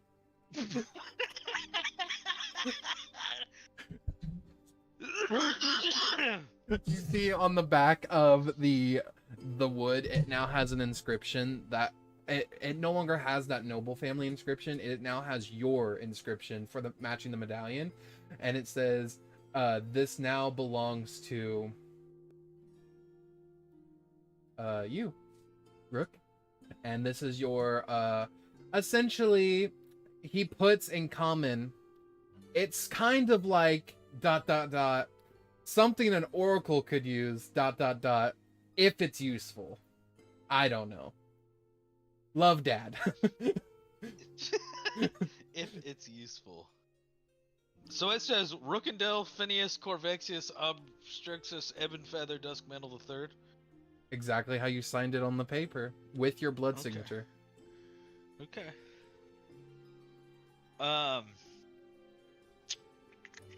What are we looking for, pal? I know you were looking for stuff. Looking for gold, man. That's what I'm always looking for. If you Put see my it, nose to the holler. ground. I'll smell it. I'm gonna set him out. He has legs. You set him out. He like stumbles a little bit. The plank like wobbles back and forth as he walks around. I set him out, and I get a gold coin out, and I rub it in front of his face like a hound dog getting the scent. Yeah. That's a searching really good somebody smell, down. but that's one of the chocolate covered ones. And I will unwrap that shit and eat it, and then I will go get a A regular real one. ass coin. You find one and you toss it under his nose. I'm getting smells of greed, of depression, and that society would be a lot better if we didn't have these. Got it. Okay, and I'm getting out a platinum piece too, in case that has a different smell. Yeah. He smells it and he says, regret. Who, me? I'm just saying in general, man. I'm just kind of here. I mean, I have fucking legs again. Give me a moment. Let me live. God, I hope I can leave him here, and when this place disintegrates, he like just gets to stay here. What was that? I'm just thinking. Yeah. Out loud. You sorry. look around Not to- with your natural 20. I will also let you uncover this sort of like there's this curtain that looks exactly like the wall, and as you move it, you see a wall safe. Oh boy, is it magically sealed?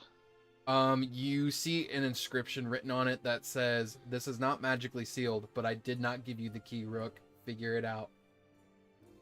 Oh, your boy. I can pick a lock, but if it's magic, I It need is the other fellas. it is not magically sealed. You can attempt to Alright, pick it. I will need you to roll a thieves tools check if you have proficiency with thieves tools. I do. Cool. So So you is will that you'll roll a d20. You'll add your proficiency modifier, and you'll add your dexterity modifier. Okay, my proficiency modifier is Should be, because you're 8. It should be 3, I think. 3 or 4. okay. So just a flat D20. Flat d20. Add your dex modifier, which should be 5 if you have a 20. Yeah, it should be Okay. 5 plus 3, so it should be you're adding 8 to whatever the d20 roll is. Okay, so that will be 23. You go ding ding ding ding ding, and then finally you hear click, and then just when you think you got it, your picks get chopped in half. Oh. And he said, and then you see another inscription that just appears. He's like, "This is the time delayed description for when you failed the first time inevitably. Please try again and bring your best." Oh. Okay. Do you Going have again. do you have another set of thieves tools? That takes up one whole set of thieves' tools. It snaps your pick. Mm. If you do not have another set, you'll have to come back and do it. Mm. Okay. Hey, look! I I was- found this over here. The fish is like fully horizontal, looking in this crack in the floor, and he's trying to like pick it up with like one part of the board.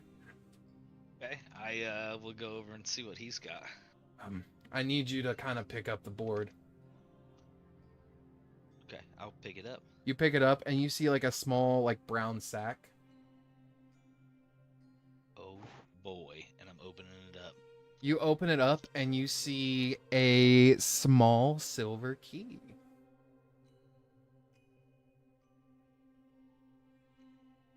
I'm gonna go over to the. I don't know if I put the key in there and then it chops the key up. Then there's a chunk of key in there. I'm gonna go get Bjorn, see if he can rip the front of this thing off. You walk over to Bjorn. Bjorn, I want you to tell me what it is like for you in your half like exhausted state, looking up at the ceiling, and the ceiling to you is a beautiful like moving galaxy, and you swear every so often in like your delirious state you see Mistra's face look at you and smile. No, not Gideon. Bjorn. Oh, my bad. Still, Gideon, I want you to think that. Bjorn's gonna come into your room actually, just because I ruined that entire section, and he's gonna come into your room and be like, I just wanted to know, is everything okay? Are you good? Do you need food, water? More bread, please. All right. He wheels in some bread and butter and like some grilled cheese and leaves it there and says, enjoy. You're the man, Bjorn. I just want my wings. He says as he walks away. What a guy. Rook, you find Bjorn walking around the side, and you see him running and jumping and attempting to fly, and he just falls. Niffin.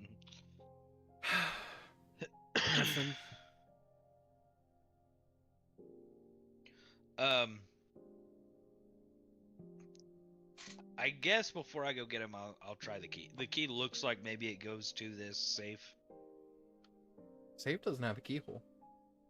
There's no keyhole. Where you were picking, it was a sort of like lock mechanism with a bunch of gears, and the gears snapped your pick in half. It doesn't have a normal keyhole. Okay, well then I'll take the silver key to Bjorn and have him identify it or detect magic or whatever he did. Yeah, he casts detect magic and says, yeah, it's really magical. I can't get more detail. It's divination magic. I know that.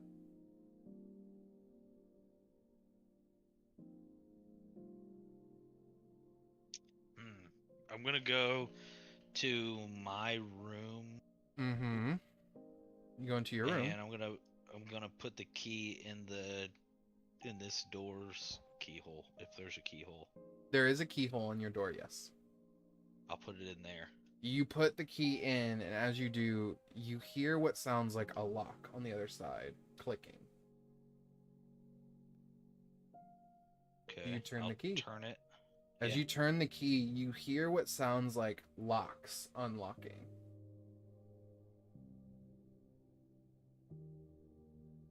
Okay, and then I'll open the door. Locks unlocking. Multiple.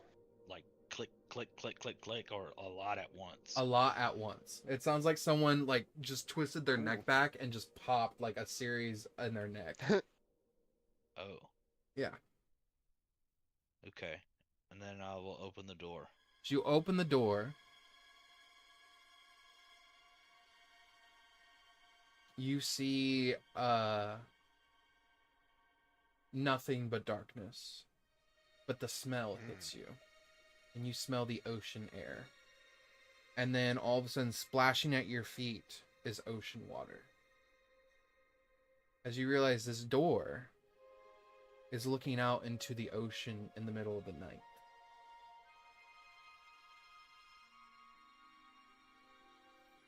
I will like peek out the door. Yeah, you peek out the and, door. like, around the door frame. Yeah, you kind of hold on to the door and sort of like crawl around the door and everything, and you see the door is just floating in nothingness. It's just like it appeared from the air, and it's in the middle of the ocean, just like maybe 5 feet above the ocean, but where tall waves can wash into the door if left open. And you look up and you see a beautiful moon, a full moon out. It's not terribly upset seas, it's kind of calm. No ships, no anything other than the sea. And I would say right now you cannot see if there's any ships just because of how dark it is, and dark vision only lets you go out so far. Yeah. But you do not see any ships, no.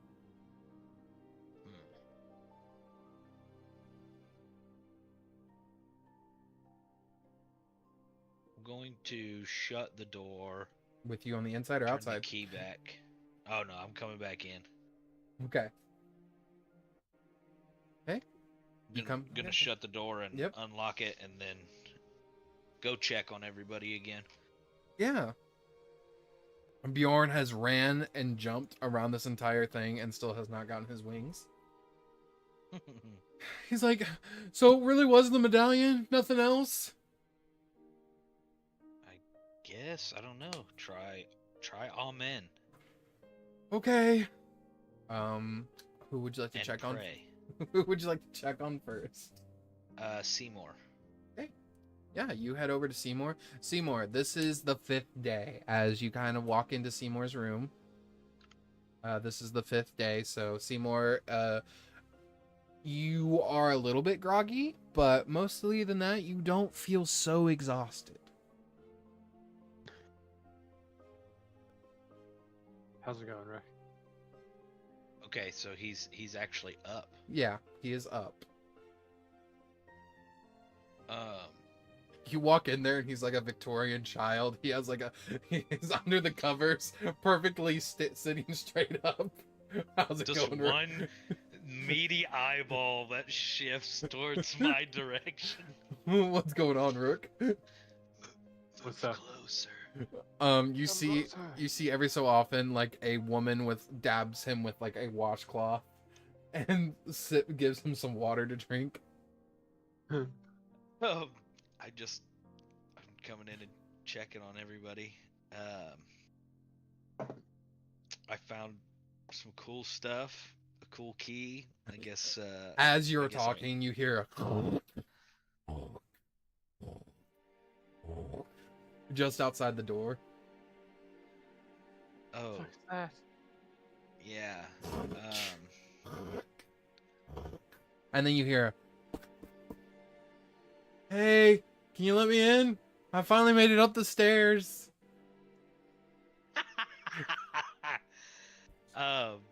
It took me 3 days.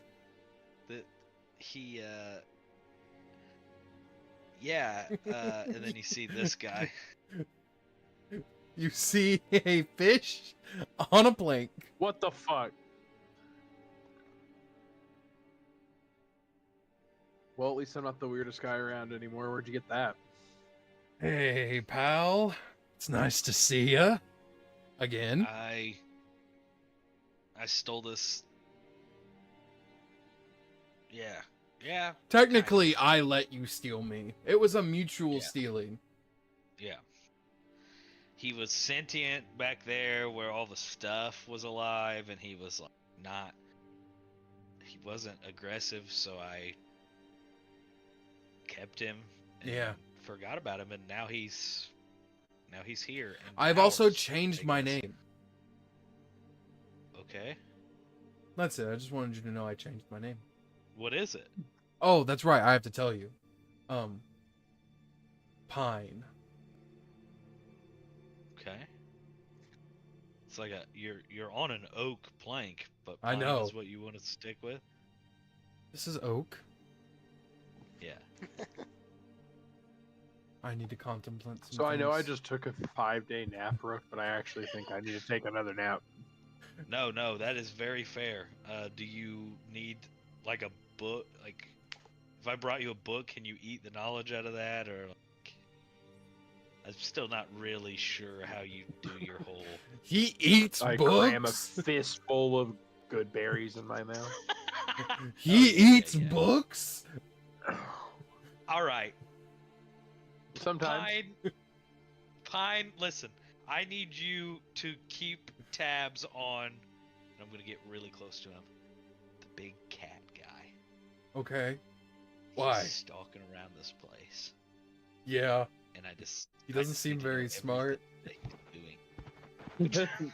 Very I mean, he keeps So jumping and trying to fly, and I keep telling him he has 4 legs. 2 more than me, actually. Just keep Which really is good 2 more than tabs you're on it. supposed to have. I say. from Hey, the corner. to be fair, if it wasn't for his dad, I wouldn't have any legs. This guy's not my. Go follow Bjorn around and tell me everything that he does. Take the legs off. Why did Papa Rook give that fish legs, Rook? He's not my dad. The fish is your dad? No, I don't know who my dad is. Okay, here, big lore drop. Let's do it. I don't know who my dad is. My mom sold me. This guy. But who did she you sell get you for to? Maybe it was your dad. Pine, if you don't get the absolute fuck out of this room right now. Can you please take the legs off? What are baby Please. King You Q's want me going to for these take days? your legs off? Break them off. Yes. Why? So I can fly. Does a 22 hit the fish? It does. What are you hitting him with? Damn. Is 10 damage enough to remove the legs from the fish? What'd you attack? Primal savagery. Did you just jump Break across its the leg. fucking room? You just see Break its Seymour leg. launch himself? Seymour's just like rubbing his head. He just recovered from a 5-day exhaustion. This fish and Rook are screaming at each other in his bedroom about Papa Rook giving the fish legs. The fish just doesn't want to have legs anymore. We're gonna try and make that happen. You go in and you tear off the legs, and then all of a sudden you see. Wait, no. Yeah. I will use my fancy new free Misty Step behind the fish and rip its legs off. You seep into the fucking bed and then appear behind the fish board and just fucking rip his legs. What the fuck? And then you see the fish fall to the He floor. asked- He falls to the floor and you hear him say, "Hold on, give me a second. I don't need any help." And the fish lays there? Alright, I might need a little help. Okay, here's what we're doing. You Seymour, give me just a minute. I'm picking the fish board up. wait, I'm I have an walking- idea. Oh man. You just see wings come out of the board and he begins to fly. Because-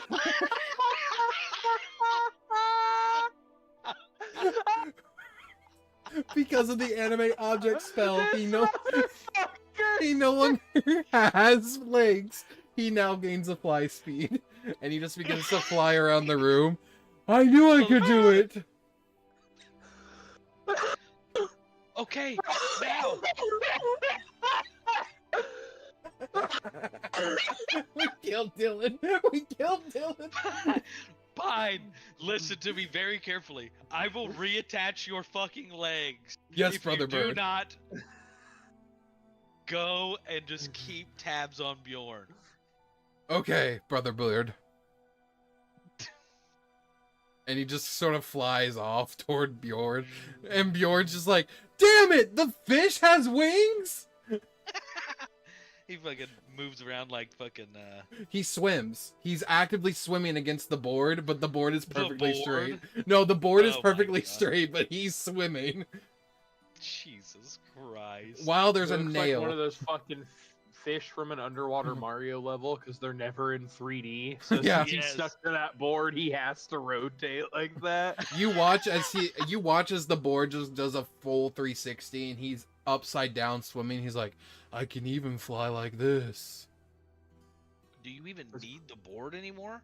The board is me and the board. Okay. I'm done talking to Pine, actually. Okay, you walk back to her, Seymour.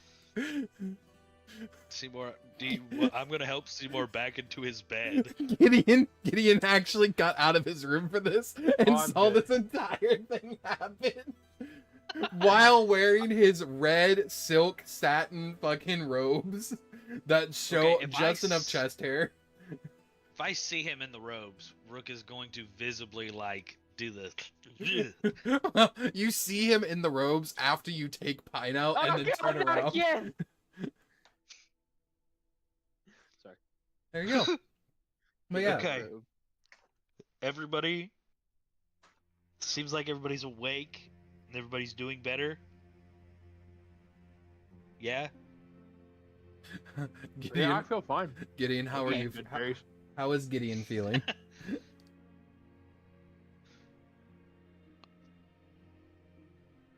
Understood. Stronger, I hope. He's the strong silent type now. Yeah. Seymour, can you tell me exactly what this key does? And I will hand him the silver key. Yes.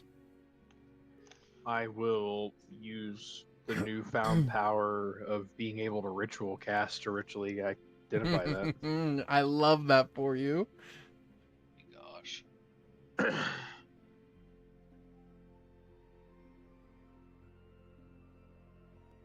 So while I'm ritually identifying it, when I ritually cast a spell, you know how my eye is always glowing when I use magic? My eye, the glow fills up like a loading bar over 10 minutes of my eyeball. That's fucking Is it perfect. like a bar at the bottom and it goes up, or is it like a side swiping where it slowly fills up your Or does it fill up your iris? Like, does your iris go dark and then slowly get filled? Yeah, I like that, yeah. Okay, All the color iris. drains out of my eye and then slowly refills as I cast the spell. Yes. That's fucking awesome. Seymour, as you cast Identify, you know this key. As you finish it, the only thing you are given is the name of the key.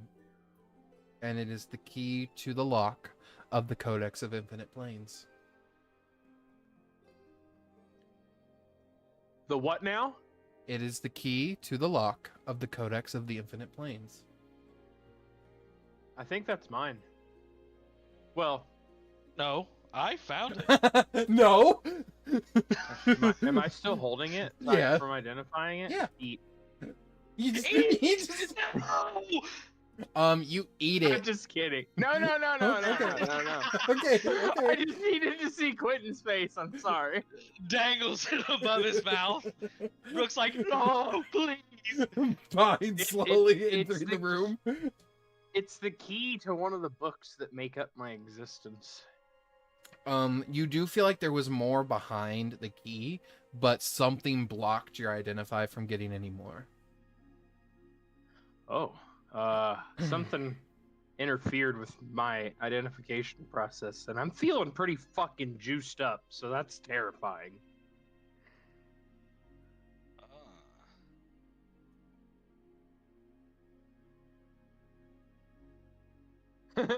You see Gideon's right behind you, and he's wearing the red robe, and he just kind of looks over and goes, Okay, well, okay. So if it's that, I used it on a door earlier, and I got the ocean.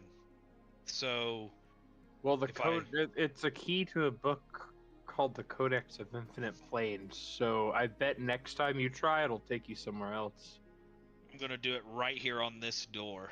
Okay. You And I'm stick gonna the key in. click. As Yeah. soon you enter the key into the lock, you hear that similar lock mechanism that you heard before. What the fuck? And as you begin to turn it, you hear the sounds of 1,000 locks opening.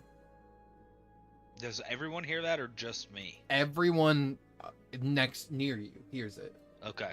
Like it's Just out of curiosity, is it like deafeningly loud, or is it just something that is happening? it's I That would question say makes sense. I get you. It's not obnoxiously loud. It's just the sound of like 100 locks being undone at the same time. So it's as loud as that should be, if that Okay. makes sense. Yeah, no, absolutely. It's just like a million real doors unlocking at the same time. Yeah. got And as you twist it, you begin to open the door. Yeah. As you open the door, you see what you hear immediately is this. Second.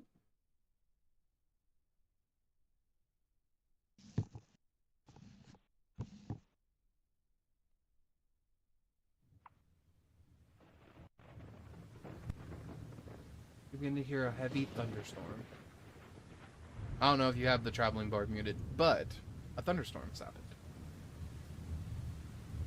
And you see it hitting this like hard rocky ground. The bolts of lightning strikes, but the lightning's a weird color. It's not white or blue. It's purple.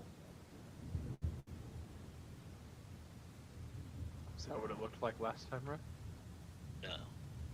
Last time I was above the ocean. Oh. I'm going to pull a loaf of bread out of my pack. Okay. Pull a loaf and of I'm gonna sourdough bread. Throw it. It just bounces against stone. It splashes into a puddle of water, and it is not bright. It is pretty dark here. There's not much light except for the purple lightning. Roll me a perception check, Rook. All three of you can, since you're all three in the room with him.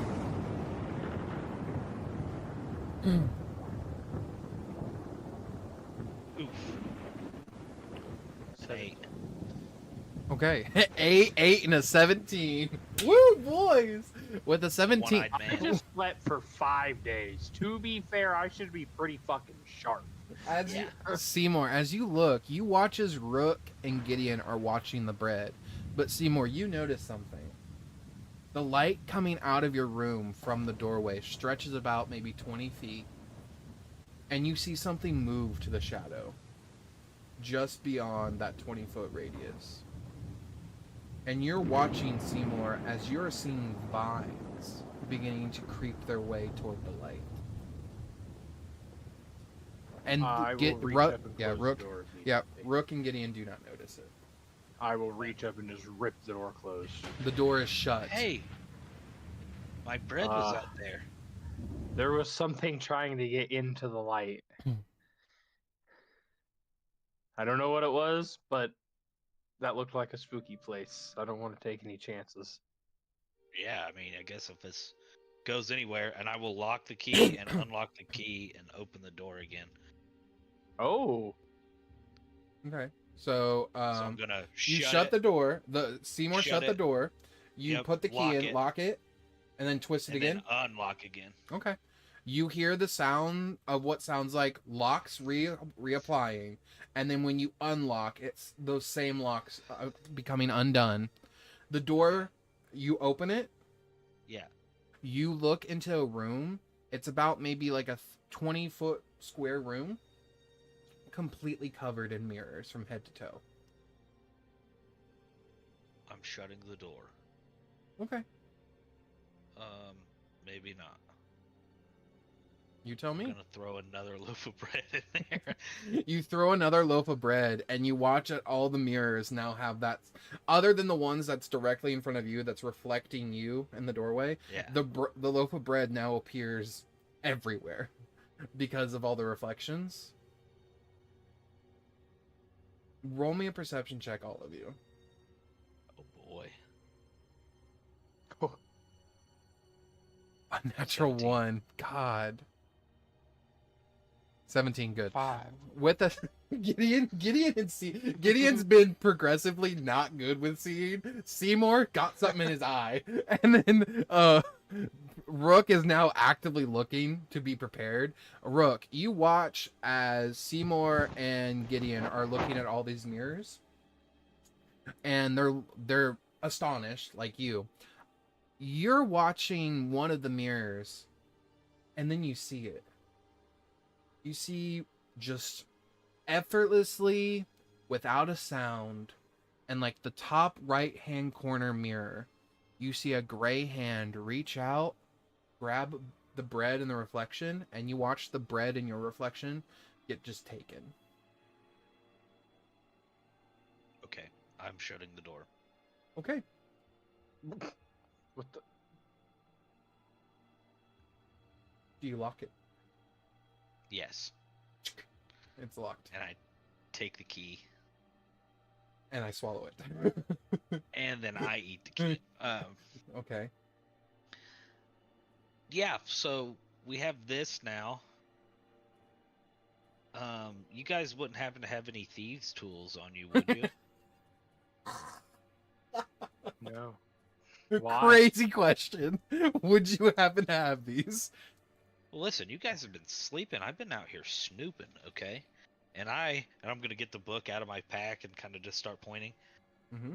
to all The money? this money. Yeah, and I'm like, he has a ton of money somewhere, and there's a safe down there. That I just owns love how you show Gideon and Seymour, the two people that absolutely don't give a fuck about money. it. Yeah. Whenever Rook shows me the bag, I toss another gold coin into it and give him a thumbs up.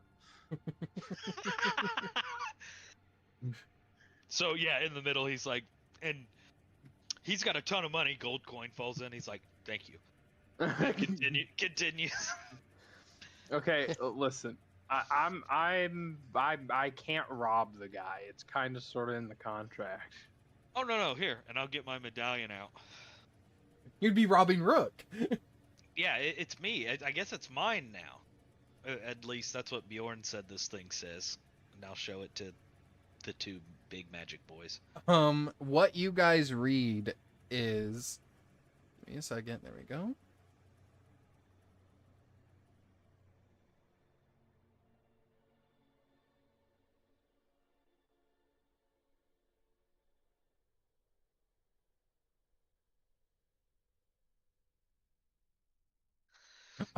It reads, the holder of this medallion shall forever be known as the holder of the bearer of this title, that shall henceforth and forever be known as, and you guys are actually able to read it. It is, hold on. Where'd it go? There it is.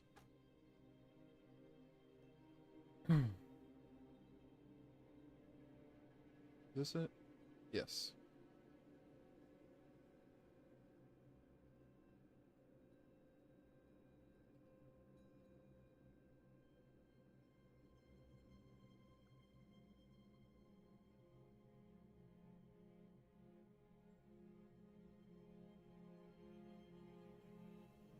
Ooh. The wielder of this mark shall forever be known as the title bearer and lord owner to his radiant subtlety, of the court of the Fays, forever known as the Hollow Veil.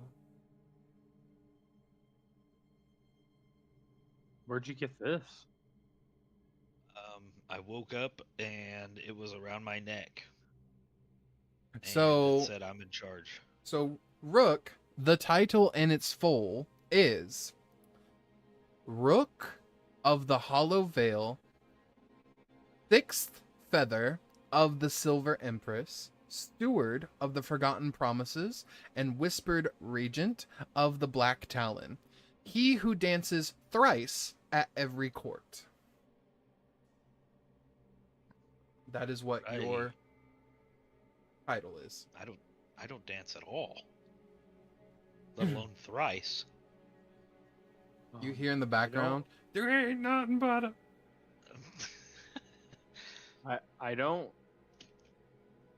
have a thieves kit, but I have a lot of magic at my disposal. I might be able to get it in. If it's yours, I mean, what the fuck ever. I guess it's mine. Shrug. Seems like it's yours to me. Yeah. I wholeheartedly believe he would come stop us if As you have asked for a thieves kit, the commoner does walk over to your Rook and presents you with a embroidered thieves kit and said, "Here, master." eat it. Eat it. Seymour eats it. Actually, it's embroidered. it's embroidered. Like with my name. Yes. And you see the Okay, bag that it's in. The bag that it's in even has like embroidery. Do you read Sylvish or Sylvan or Elvish? I don't. Okay. Does anyone I do. here? Do you read Sylvan or Elvish? Which one? I read Elvish. Okay. In Elvish, it says, to my bestest boy, Rook. I think it's from Papa Rook. We're just gonna call him It Papa says Roach. to- His name's says Papa to my- Roach. It says to my bestest boy. I'm busting out these thieves' tools. Are they like They are beautiful. mithril? They are platinum laid with beautiful, like, almost like flower filigree, but at the very edge of each of them, they have like they spray out. I'm explaining this kind of wrong, but basically picture each of them as a feather, and at the ends, that is what is your picks. Okay. That's sick. Custom. That's fucking really cool. And they are they are platinum laid for you. These seem cool, but why would he leave that? Oh, he had them made for you, Master.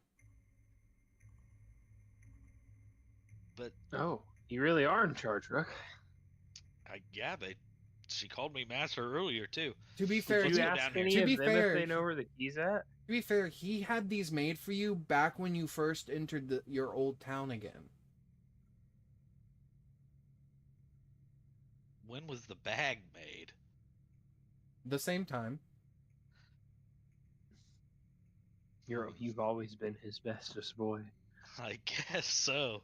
From what I understand, there's no key for this. May I ask what you are unlocking, sir?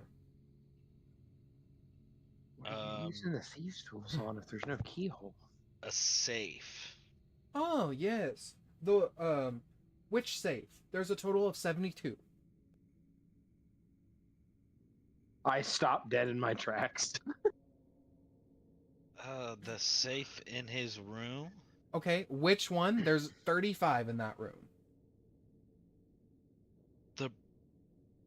I'll just go down there and show everybody. Okay. You go down there, you show her, you let her in. She's like, "Oh, yes, the gear safe." Yes, the gear is located. She moves some stuff off the table and says, "You need to open the table safe to then get into the wall safe."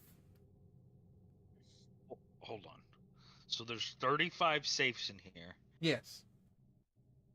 And do you have to get into each safe to get the piece, to get into the next safe, to get the piece, to get into the next Oh safe? dear. No. Well, no. I don't think you would have done that. Okay. I'm sweating nervously. Where's the table safe? Oh, I already scooted the stuff out of the way. You see in front of Okay. her, it's like the way this safe unlocks, it's like one of those like puzzle that you have to like push the pieces to get to make them into a picture. Okay. I'm gonna try to do that as fast as possible. All right. As you begin to do it, you hear her say, "Do be careful. If you make the incorrect symbol, it may backlash on you, but it won't kill you. It'll just change you." Into a frog. No, Right. no. He did remove all beastie spells. Sweating more nervously? Gonna turn you into a potted plant, Rook. No, he did remove. All right, I need you to go ahead and roll me an intelligence check, please. Oh no. A 15. Wonderful. You slide some pieces together, and you watch as the runes begin to glow, and you watch as the commoner just take a step back, Oh. and then a poof. You don't feel anything wrong with you, Rook. You feel fine. You look down, and immediately that's when you notice it. Your feathers are no Your longer penis fell black. off. You My are. feathers what? Your feathers are no longer black. You are completely pink. No! How long does this usually last? It truly depends on the effect. I'd say for a skin color effect, it normally lasts up to maximum 7 days. That might make sneaking a little difficult for a little bit, Rook. Hey, Seymour. Yeah? Do you mind doing this puzzle on the table, please? I will try. Gideon, do you want to try the puzzle as well? You can all three try it. Who wants to do it after Rook? If Sure. Gideon is here, I would prefer Gideon to do it. Gideon, please roll me an intelligence check, please. I'm a charisma caster, so Yeah. Oh yeah, yeah.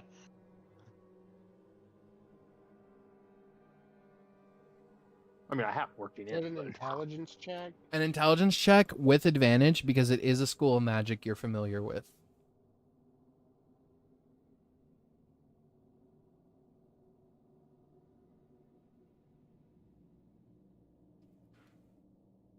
You just let me... I didn't mean to do that. You're fine. I mean, if you want to take them, you can add your intelligence modifier to them, unless you want to roll straight intelligence. 9. Cool. It's really not wanting you to get rid of that 9. No. And It's 3. 9. Okay, so 9 plus, what's your intelligence mod? 5. So 9 plus 5. That puts you at 14. 14. I'm gonna use tactical mind. Yes. What does that do? I can expend a use of second wind, and instead of regaining HP, I roll a d10 and add the result to an ability check. Go ahead. So fucking good, bro. Wow. Holy shit, you get that at level 2 fighter? Tactical mind. Yep. God damn. That's So, hot. you're gonna- I'm half shot. 3. I'm rolling really low tonight. So that would be a 14 plus 3, so 17. yeah. yep. You merge the puzzle pieces, and then you realize something, Seymour. Or sorry, no, I said Seymour and I meant Gideon every time. Gideon, you realize something, Gideon. As you slide the puzzles, you realize, why are you sliding them when you can just... And you just pick the pieces up and actually just move them in the correct order. Oh, And then you just press it it's down. like this. And then all of a sudden the table just flips open, flipping everything that was still on the table onto the floor. Whoops. No, that was but the table is now open. And you see at the bottom, Rook, you see a golden gear at the bottom of the table. There's a shiny in here. Ooh, okay. I'm grabbing the gear and I'm taking it over to the wall safe. You grab the gear. Yeah, go ahead and you just kind of slide it into place. And yeah, as you do, you begin to watch the golden gear begin to turn, and all the rest of the gears begin to turn, and the safe door begins to open.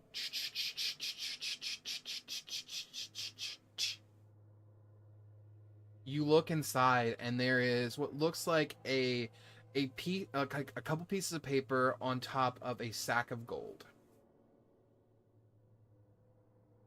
What does the paper say? As you grab them and pull them out,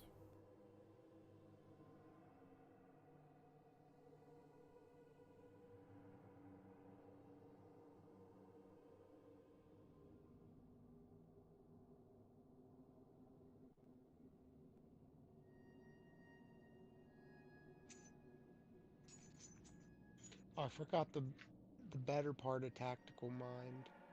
yeah, If the check still fails, your use of second wind isn't expended.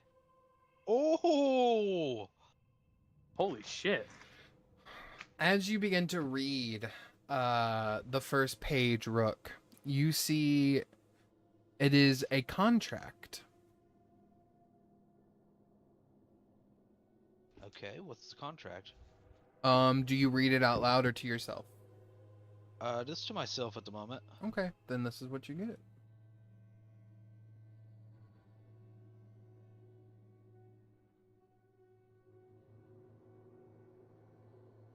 Here's the first section of what you read.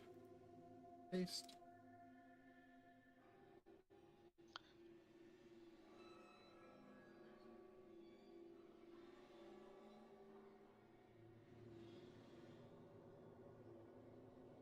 Oh no. You continue reading. Oh yeah.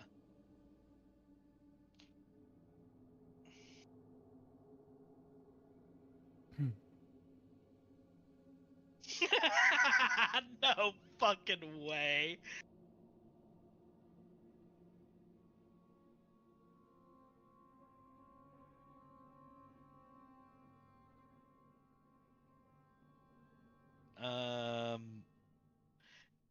How closely are you guys watching me ruffle through this shit in the safe?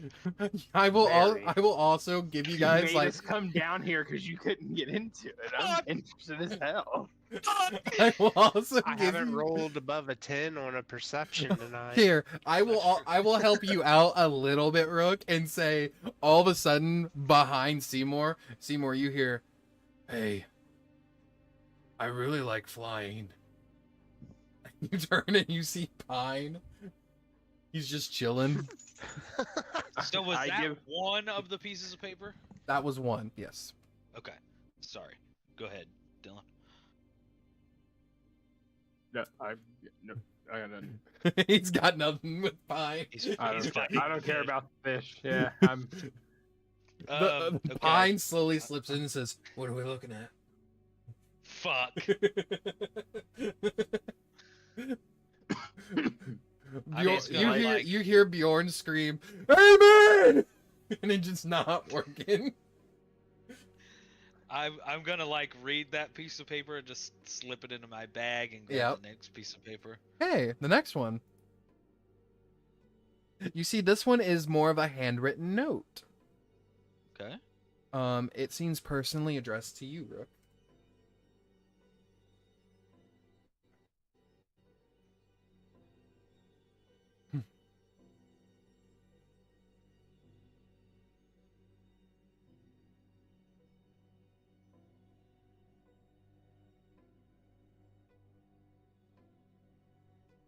Oh my.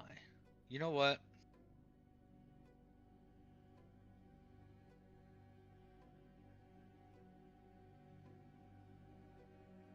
I'll take the first piece of paper back out of my pack Yeah. and I will set them on the table behind me and start immediately going through the coins or Okay. whatever's in that bag. Okay. Does anyone read the pages that Rook sets behind him? Or the page, I'm sorry. I set them both back there. Does anyone read them? Sure. This is what you read. I'm just going to post it aloud. Let it what you get is I have to get rid of the fucking there it is. Get rid of all this. There we go. Okay. Let it be bound under the moon's first mirror that the woman of the name of Elira Duskmantle, in her desperation and hunger, does grant Tali of the Hollow Vale the steward and the tutelage of her firstborn son, Rook, for the price of the survival in silence. The boy shall serve until time as he finds his own reflection wanting, or the debt of his mother is repaid in full measure, through gold, grace, or grief. That's the first page. The second page is a handwritten note addressed to Rook. You always wondered why I chose you. Or maybe you always wondered why I chose you. I did not. She did.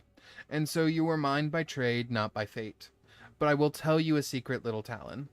I would have taken you anyway. The courts trade in souls, the gods in prayers, but thieves? Ah, we trade in potential. And yours, Rook, was the richest coin I ever stole.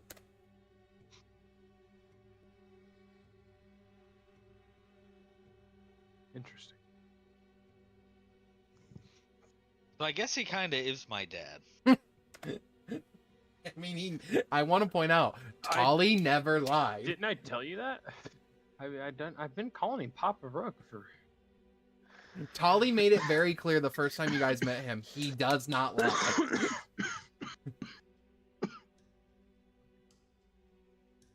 Rook, as you open What's in the bag? as you open the bag, you see it is filled with 3 gems. Okay. 2 of them are in their own individual bags inside the bag, so you have to like undo their individual bags.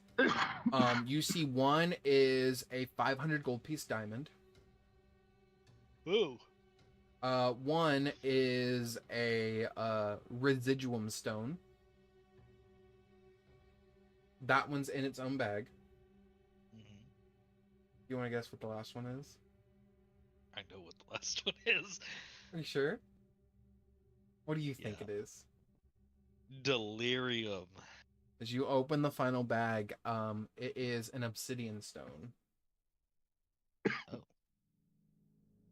Bitch. I will set them out on the table as well. You guys got to use these for magic and stuff, right? Well, Gideon does. mhm. I think gemstones are more paladins and clerics. Oh, if I remember man! correctly. Oh. Okay. Gemstones are usually for divine magic, I believe. I could be wrong. The only gemstone spell I can think of off the top of my head is Revivify, which takes a diamond. Well, All of that is in character too. That's Yeah. legitimate. That's all I can think of off the top of my head. well, I guess we have some stones now. Are they magic other than being stones? Identify. The only one that is magical in any way is residuum, and this residuum has been enchanted. This residuum, if used, does not get consumed. It can only be used up to 300 gold piece worth of whatever it's being used for. Does not get consumed as part of the spell consuming it. It just works. So, for instance, Revivify requires a 300 gold piece diamond. This is essentially an infinite use diamond. Essentially. Ooh. Insane. Ooh. The other option is, I do want to preference, since you're identifying, you can do that once per day. It's an infinite use diamond once per day, or once per day when a user of magic channels magic through it, not necessarily for material cost, just to channel magic through it, their spell is amplified by 1 level. Oh jeez. And then it can't be used again until another long rest. Or, sorry, it can't be used until the next dawn.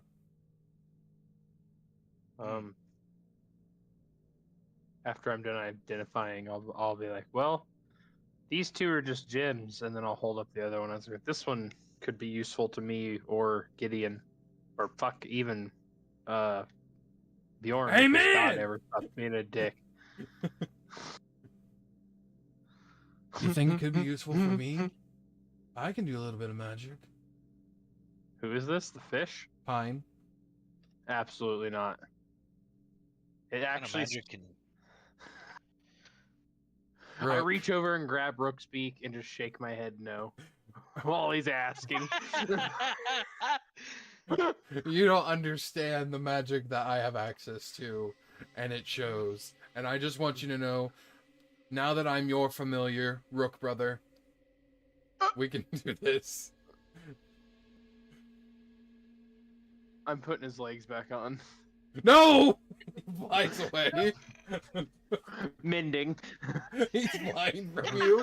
He is flying from you as fast as he can. That's exactly what we need him to do. Oh my god. Okay. Okay. What kind of magic can the fish on a board do? Fine. I'm interested actually. I won't put your legs back, I swear. Really? You're interested in my Yeah, magic? I'm literally not allowed to lie, unfortunately. Amazing. Then yes, I'll be more than happy to share with you. My magic is I'm quite handing simple. Rook 2 legs. Rook is holding them behind his back. I can do quite a few things, but one of the basic things that I can do is you see him turn and look off to the side of like just where there's no one at, basically. And he breathes in, and then a swell of salt water covers that entire area like acid, and you can smell and see steam. That is my one-time use spell. I look at Rook and I kind of do the head nod, no, like neck chop motion, like no legs. Okay. I don't want him to do that to us. Fuck. Yeah. You're watching as that part of the house is actively melting. What was that? It's my breath weapon. Why do you have a breath weapon? You're asking a lot of questions that I can't really answer right now.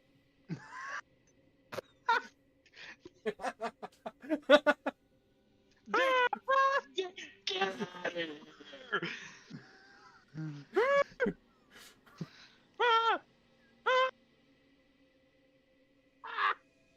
Rook brother, I am your familiar. I was entrusted to you by the father figure.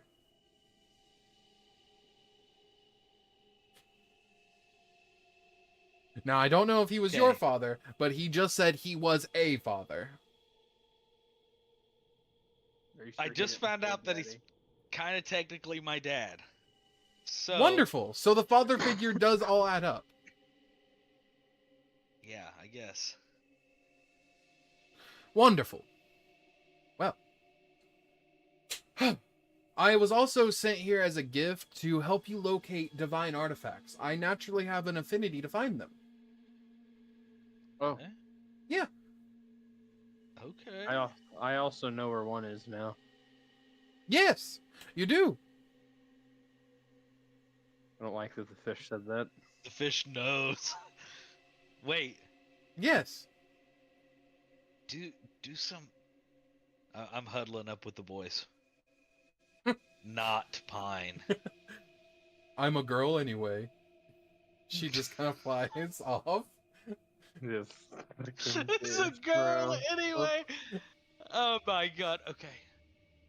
I have a sneaking suspicion that the fish is my dad.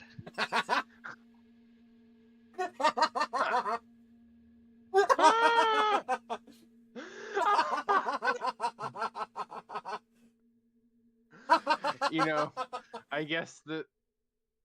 And I'll kind of like reach out and grab Rook's arms and kind of lift him up to his shoulders and let him fall. We're all I guess that's why dads he's here. a flying fish, huh?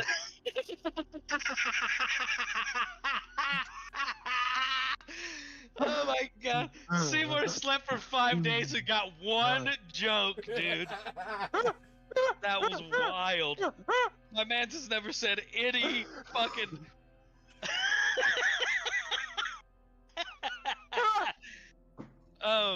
No, but I think like maybe that's Talion in disguise, maybe. Oh. Can you guys like vibe check him? Can you vibe check him?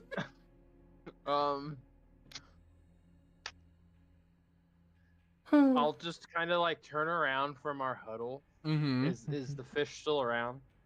Yeah, she's just kind of flying. Are you Rook's dad? No, I was called Brother Fish. I don't Yeah, think and so. you're a girl? Is there a problem? Okay. No. Okay. Here, careful, Okay. Rook, you'll get canceled. Yeah. I'm Rook's officially canceled. His dad. Okay. Okay. Let's just. Rook's officially canceled. Let's go. Let's go find. I hate my brother, sister, fish. My dad is a freak. Now let's go find a magic artifact so you can eat that shit. How about that? There's the clip. There's the My brother's sister fish.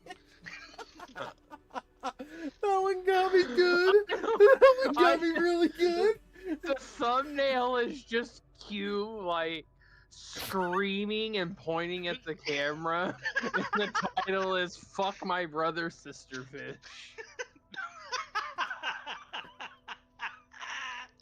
Just be Oh, careful which fuck. website you upload it to. Yeah. Chris, you gotta send me that thumbnail. You. Here, Oh my hold God. on. I'll give you one right now. Oh Get my ready to take a God. screenshot. I can't. No, actually, there's plenty of me writhing and. I don't capture the Episode. I don't capture the Oh, Discord yeah, you cameras. Here, yeah, Oh I'll, my I'll God. find one. I got a picture in my camera roll. I'm sure I'll send it You're to you. fine. Oh my God. The fish will turn to you all and say, "Well, shall we head outside now that the mansion's about to disintegrate in about 12 hours?" Yeah, I guess so. Wonderful. Away we go. For I am Pine Fish. Thought you were brother, sister fish. That was not the name that I said. To be very clear.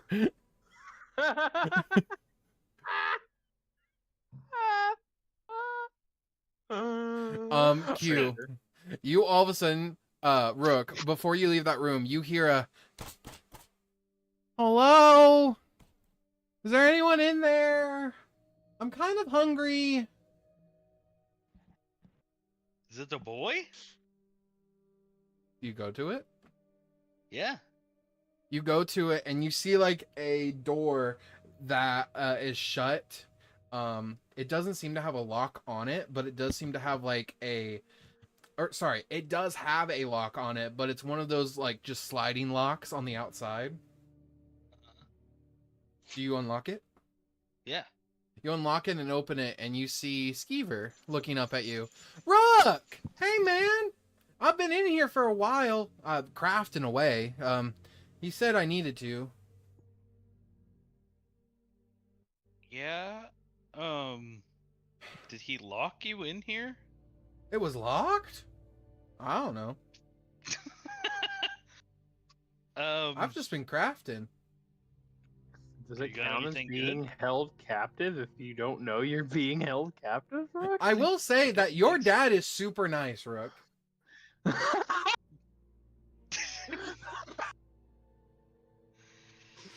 Yeah. Yeah.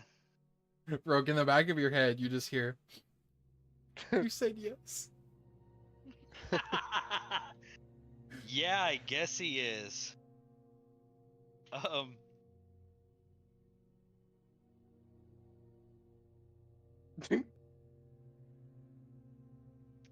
What's up?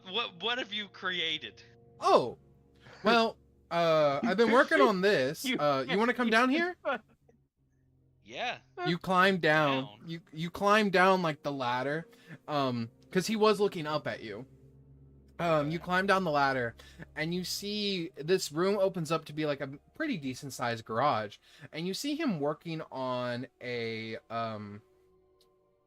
not a caravan. I'm trying to remember the fucking name for it, but it's a cart. Essentially, it's a covered wagon that he's working on. I'm trying to fix a couple things in this wagon. For one of your dad's friends. One of my dad's friends? You hear off to the side taking a drink. "Yeah, that'd be me." "Hi, Do I Rook. recognize this person? It's me, Benji." You've been working on Benji's cart? Yeah, for quite a while, actually. I've been giving it a few makeovers and a few adjustments and a tune-up here and there. He now has 3 cannons. Wow. Yeah. Yeah. Don't ask me what happened to my other assistant. You had an assistant? Yeah, until she stepped in front of the cannon. Oh. Yeah. Anyway, I got her fixed, Benji. She should fly a little bit faster now. Perfect. My customers like to get around places fast, ain't that right, Rook? Yes, that is correct. Do y'all need a ride now?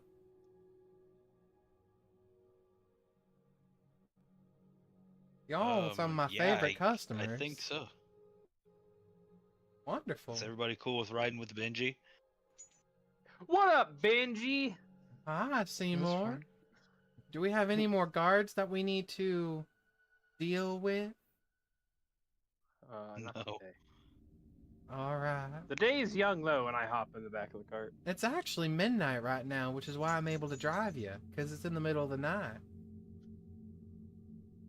I stick my head out of the cart. Time is an illusion, and I sit back down in the cart. Yeah. And I hear illusions have been breaking all over. That's my fault. Sorry. Well, if time's an illusion, what is time? That's a little What does Benji existential look like again? crisis. He's like a small, human man, very old. But remember, he doesn't speak. It's the bird on his shoulder. Yeah. So Benji, not to be too disrespectful here, but Yeah. are you the bird? Or are you speaking through the bird? Or You guys, see like, Benji one? turn to the bird, and the bird turn to Benji, and then they look back at you and just say, "Where the bird begins, Benji ends." Okay, not asking any more questions. Wonderful. Oh, are you all catching a ride? I got a few extra seats in the back if you want to ride. Gideon, are you hopping on? Absolutely. Benji. Skeever is going to look and say, "Well, do you want me to come with you, Rook, or do you want me to stay here in the garage?"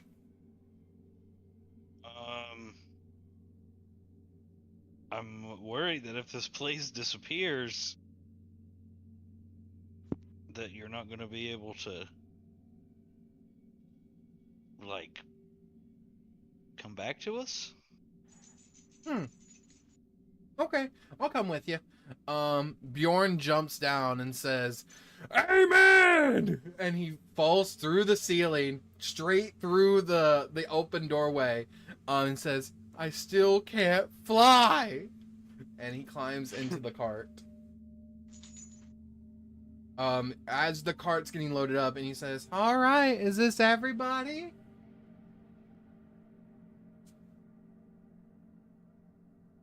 Where's And- Pine?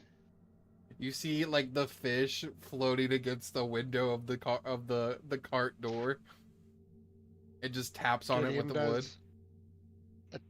Gideon does like the 2-finger whistle, and Conrad comes out of the trees here and Oh, yeah? comes and gets in the cart. Yep. Conrad gets into the cart, opens the door that the fish is in front of, and right as the fish is about to go into it, slams it shut on him. The Pie knocks on the door again. Can I be let in, please? Yeah, I'll let Pine in. You open the door and he slides in. Giggity. She slides in. All right, Double giggity. All right. all right, Benji. I think we're ready. Wonderful. Off to Neverwinter we go. Woo! And the moment he slaps the reins, the cart takes off faster than you were all expecting. I need all of you to make me a dexterity saving throw. Oh no, I don't want whiplash. You're gonna get it. 23. 6.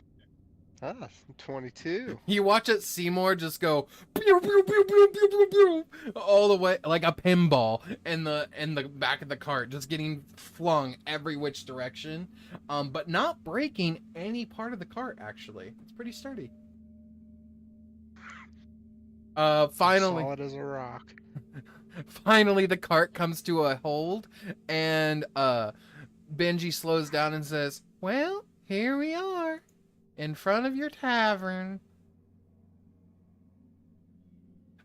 And as you guys open the door, you guys watch as crystalline constructs and those veins that similarly match that weird part of the forest are rapidly decaying and have been across the city.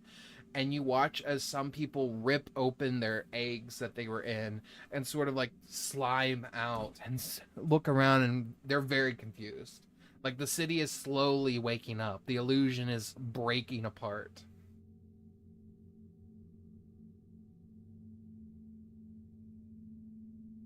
Wow. Look at all these illusions.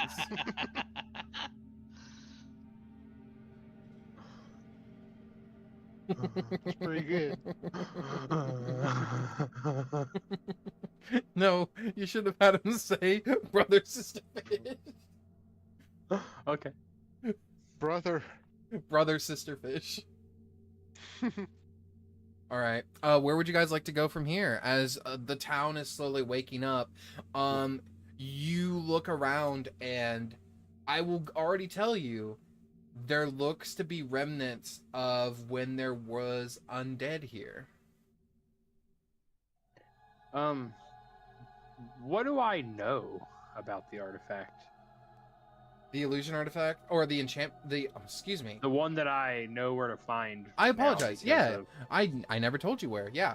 That artifact is located in Spellguard.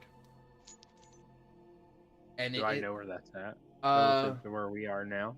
I would say you could if you had a map in front of you. Yes. You could find it. You know it's north. It's north, more toward the snow and the glaciers. So you definitely know its location. You just need to look at a map to confirm it. But yes, I will also tell you, because you've been there once with your father, Simour, as it is the mage capital of Faerun. Ooh. Okay. Well, I know where we can find one, boys, but it's quite it's a little journey. It's The not awful, artifact in question is conjuration. but- Oh.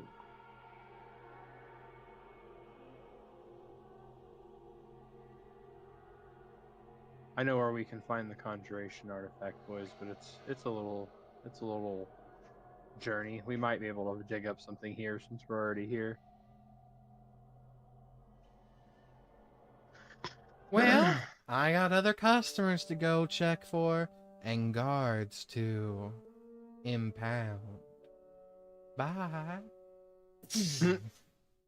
Tally ho. The fish kind of floats around and say, he really has a thing against guards, doesn't he?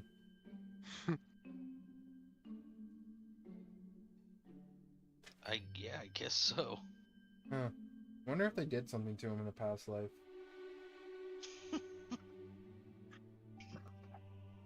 My past life, I was a fish in the sea. Now I'm a fish on a board.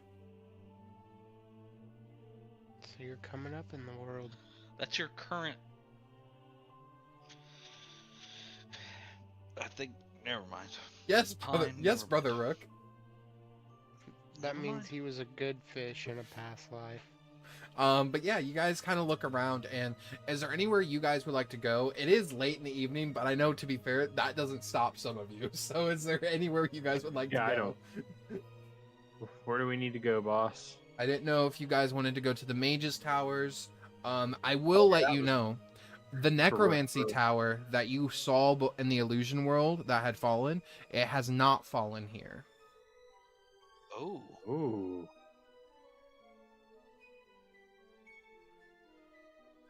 Do we want to go there? Sure. Let's head there first. Hey, you all are heading to the Necromancy Tower? Yeah, let's check it out. Alright.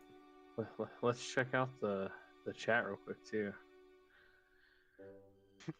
Just check out the what? The chat. dude. I don't want to. Oh my fucking god. What the fuck? My Simour Scroll. That's awesome. ChatGPT. What happened? You're just excited, dude. It even says by Simour Scrolls. It does. Yeah.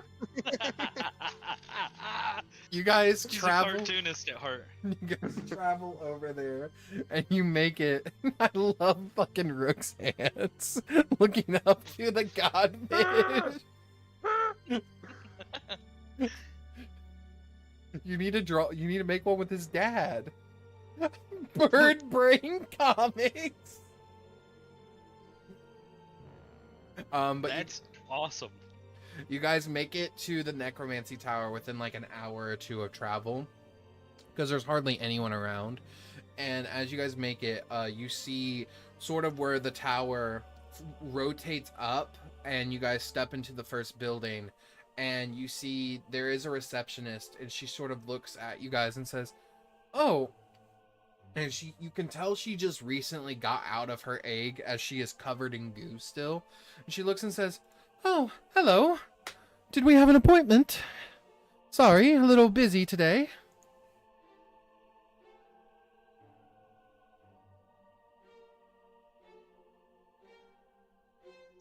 Do we need an appointment?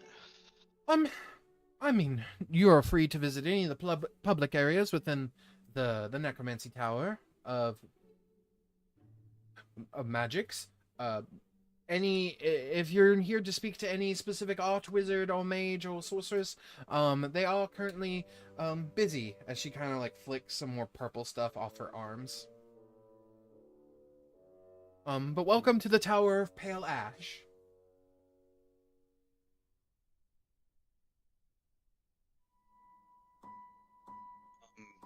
Pleasure to be here.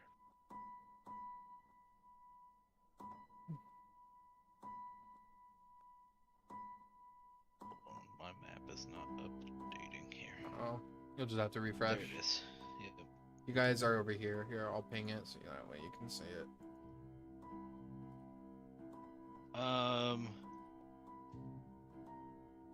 Are there, as we were coming up on this place, Yeah. are there any of the other towers that are fallen? There are no towers fallen in Neverwinter. Okay.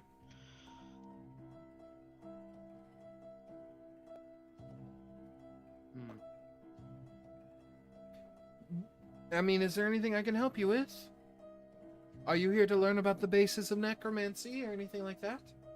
She flicks off like some more purple gunk off of her hair. This woman is like a halfling woman, with like round chubby cheeks, but she has like white hair that has definitely been dyed by like the purple goo to a slight purple color. So, is there anything here worth getting, Seymour? I think this is our first time we've had access to this tower, actually. That would be correct. Yeah, I'm not sure. We haven't been here. I mean, the only tower I really know anything about is, mine. Though, not mine, but, Spooky Bitches, as she was so fondly referred to. Avarice. Avarice is in the Tower of Invocation.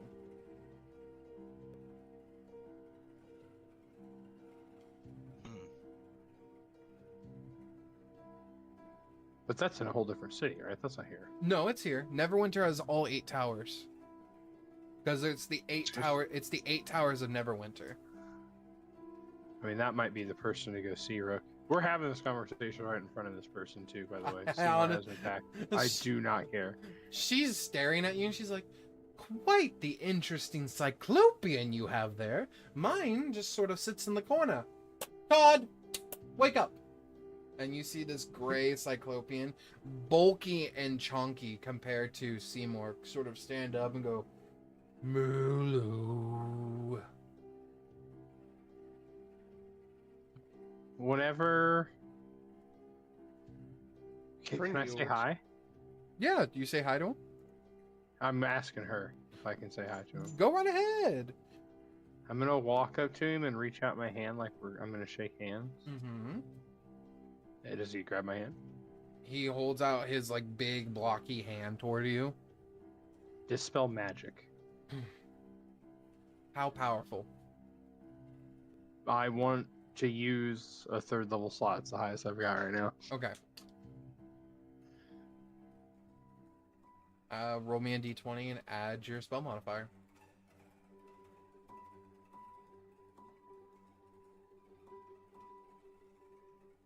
A 17 plus 5 is 23. 22, I lied. I'm bad at math. I'm sorry. You're fine. You release a dispel magic.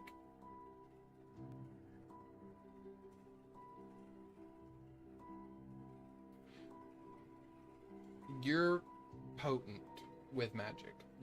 It's natural for you. You're a sorcerer. So I'm going to give you this. You feel that there is multiple effects, meaning that there is 2 specifically on this creature. Okay. Can I burn a pact slot to do it again? And try and hit the other one? I will use 2 sorcery points so I can bonus action cast a leveled spell and So, also cast this That's spell. not the issue. My thing to Okay. you is you don't know which one is keeping him alive. Because one of them is keeping him alive. You can feel it tied to his essence, these 2 different magical effects. So I was going to have you make an Arcana check to decide, Okay. unless you just want to. No, I'm not gonna execute him in front of everyone. Blast. You may roll an Arcana check to see if you can. 27. The 27. You feel the one wrapped around his heart is what's keeping him alive. So you force your dispel magic past that, and it's almost like it's intentional. Whoever set this up intentionally meant for the one keeping Someone to fail safe it. Yeah, basically, to make sure they kill it rather than save it. You feel your dispel magic travel up the brain. And as soon as it reaches the brain, you feel your magic rip it and break the magic. And you watch as the blocky, gray, textured Cyclopian, his eyes change color. Just a little bit. It's a little brighter. His skin color begins to roll back, and you see pops of yellow in the gray as it begins to trickle down his body. And he just kind of looks at you and says, "Ugh. Where am I?" You see Good question. You see the woman turn and say, "What are you doing? Come on, get over here." And he just says, "No."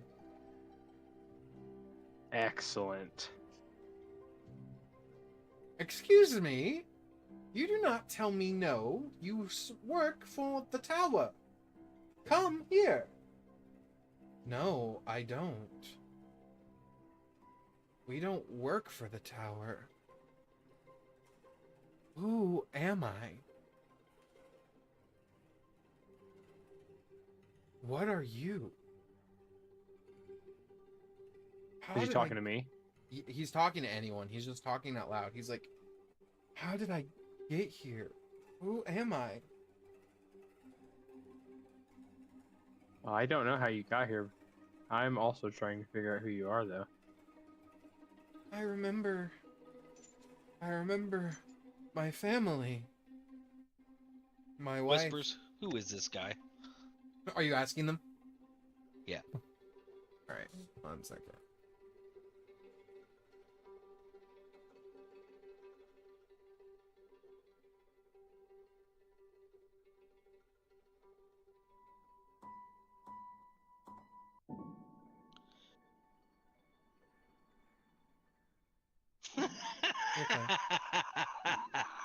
What the fuck are you guys looking at? Oh my god. I got it. I'm done. Sister I say. Fish. Okay.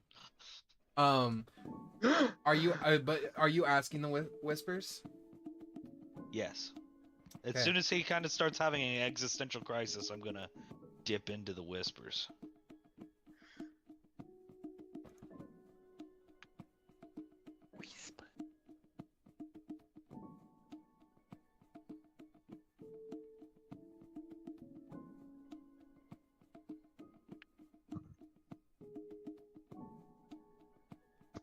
What was that, Dylan?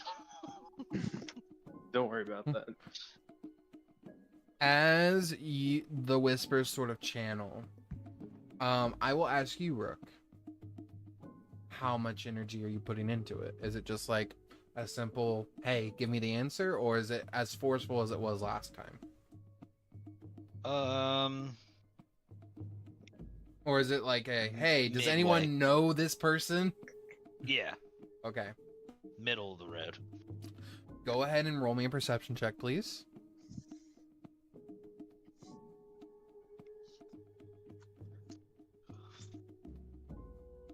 Oh no, I don't want that.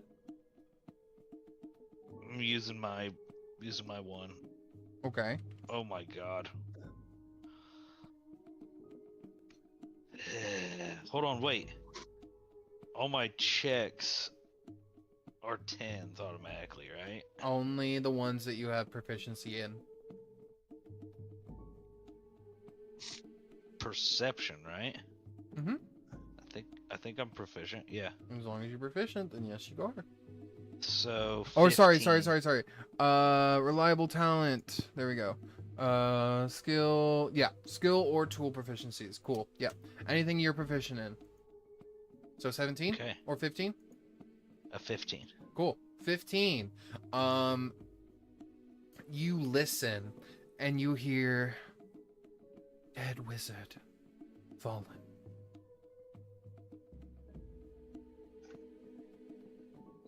Oh. Okay. I'm gonna walk up and kind of approach this Cyclopian. Yeah. I think you used to be a wizard. Yes. I remember. I was in school and then cloaks of red. I'm observing the mage while he's doing this conversation. She is very freaked out that this thing is rejecting her and having normal conversation. She is actively moving around her desk and trying to find an item. You see her. Misty step. Okay. I'm grabbing her. Make me an unarmed strike to grapple her.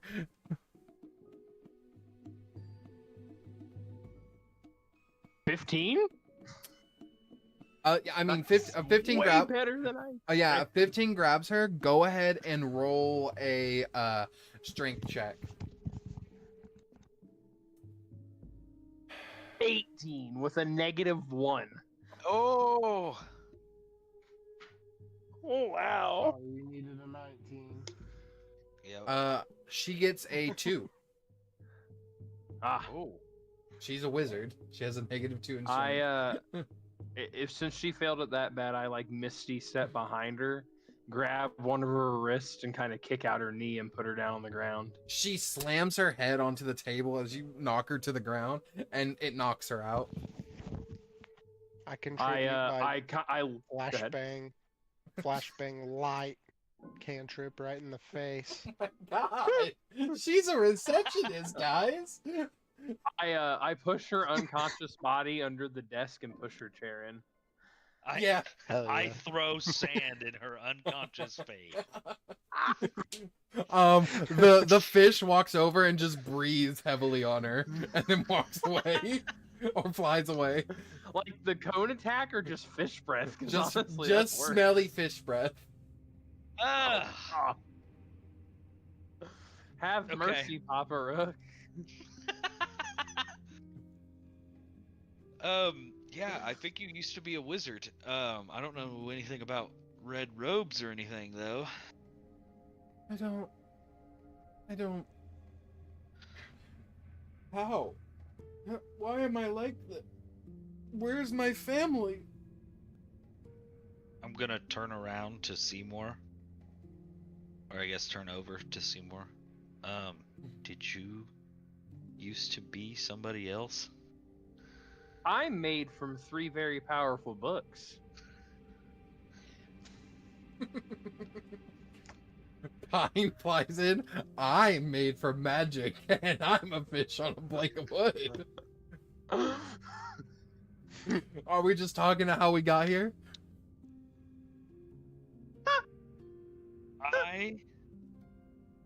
Do you need me to go look out? Hold on, Pine, hold on. I'm going to just totally disregard this guy that we just blew his fucking mind. And I'm going to turn over to Gideon and be like, Gideon, I swear I cannot take any more. Were you created, crafted, pulled from the ether? I mean, Are you to be fair, look at Gideon's rippling muscles. You're telling me that man wasn't crafted? That's what I'm saying. And he's a wizard who fucking works out every day. So, am I just this guy who got thrown into this world of misfit toy things that somebody created, and this is like my personal hell or something like that? Or It's Gideon? not too late to start working out.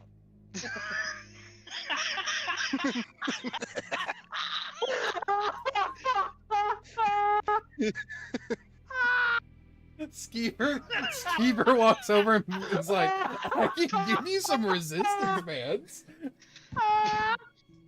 I'm turning back to the Cyclopian. I'm ending the conversation with Gideon. Okay. Despite all this, my strongest muscle is my brain. I'm ending the conversation. Hey, I just want everybody to realize that I'm like, I think you used to be a wizard. And then 17 people had NPC dialogue around. I'm made up of 3 different books. I'm a fish on a wooden plank. You ass! Crazy. And then this motherfucker's like, it's never too late to start working out. Skeever, My strongest muscle's my brain. to be fair, Skeever does say, I do have a family. I know what I asked you, but in the context of we just found out that this guy used to be somebody else. Skeever does walk over and say, I do have a family and I was born, not crafted. Skeever, thank you so much. I do the crafting, though. Have you ever heard of them turning people into Cyclopians? Anyone? I mean, I've never heard of them turning people into Cyclopians, but I mean, I've known the wizard towers were up to some shady shit. Like, hell, in the world that I come from, this tower wasn't even here. Yeah, we blew it up. What? Hmm? What? Have you always been this way, Seymour? I mean, yeah. I've always been Seymour, unfortunately. It's not unfortunate. It was just a genuine question. I mean, it seems like there is a way to make Cyclopians, I guess. But it seems like maybe they're taking a shortcut and using people So as a that- catalyst. The traditional method that they are made. Christian, I have a DM question. I'm willing to answer. Do Nothics exist in this world too? Or just Cyclopians? A Nothic is what Cyclopians used to be. They are a monster in the monster manual. Yeah, they Okay. exist. I They're in the know Far Realm. nothing. They're in the Far Realm, which is where the rest of the beholders and shit are. Oh Okay. my god. So would I realistically know about Nothics? I would As say Seymour. in the back of your mind, yeah, they're like the thing that it's like in my opinion, they're the things that evil Cyclopians can become. So it seems to me, gentlemen, like these guys in the red cloaks may be creating something known as a Nothic, which is a monster from the Far Realm. Well, they live in the Far Realm once they transform. They're traditionally created by wizards striving for more power than they can control. Now it sounds more like these guys are doing something to these people. Yes, it sounds more like these guys are doing something to these people to force this to happen, though. I'm going to kill them. Every single one of them. Is that the Cyclopian? Yeah. Good luck, man. You watch as like those yellow spots on him, like sharp, pointy spines begin to poke out a little bit. I'm gonna give him one of my daggers. Oh my god, you're gonna arm the man. He holds it. And my For you. sword. I Good will luck. be a reckoning to them. To who specifically? In my mind, I remember but one face.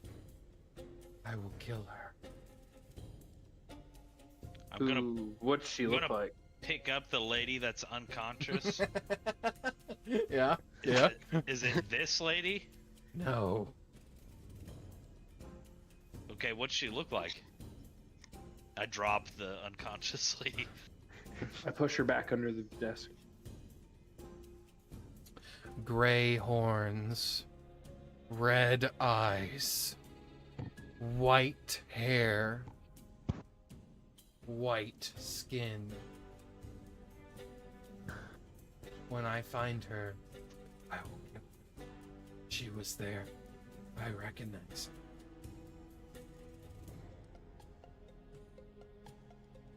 I'm gonna exclaim, I think I know that person. And I'm gonna reach out my hand to grab his hand again. Uh-huh. Does he have a name? 3rd level dispel magic on his heart. Okay. This one, since he is aware, will be a charisma save. So go ahead. You're going to roll me a charisma save. I'm going to roll a charisma save. Oh, hold on. You're fine. You're Oh. fine. I I rolled might a be 3. overreacting. I Maybe rolled a we can 3. talk him out of it. I rolled a 3. So let's see what you get. I will. I'm in my kitchen. I'm pulling up my D&D. Just make sure you add the +5 from Bjorn, because I know you're going to need it. With the +5 from Bjorn, I just automatically win. Shut the fuck up.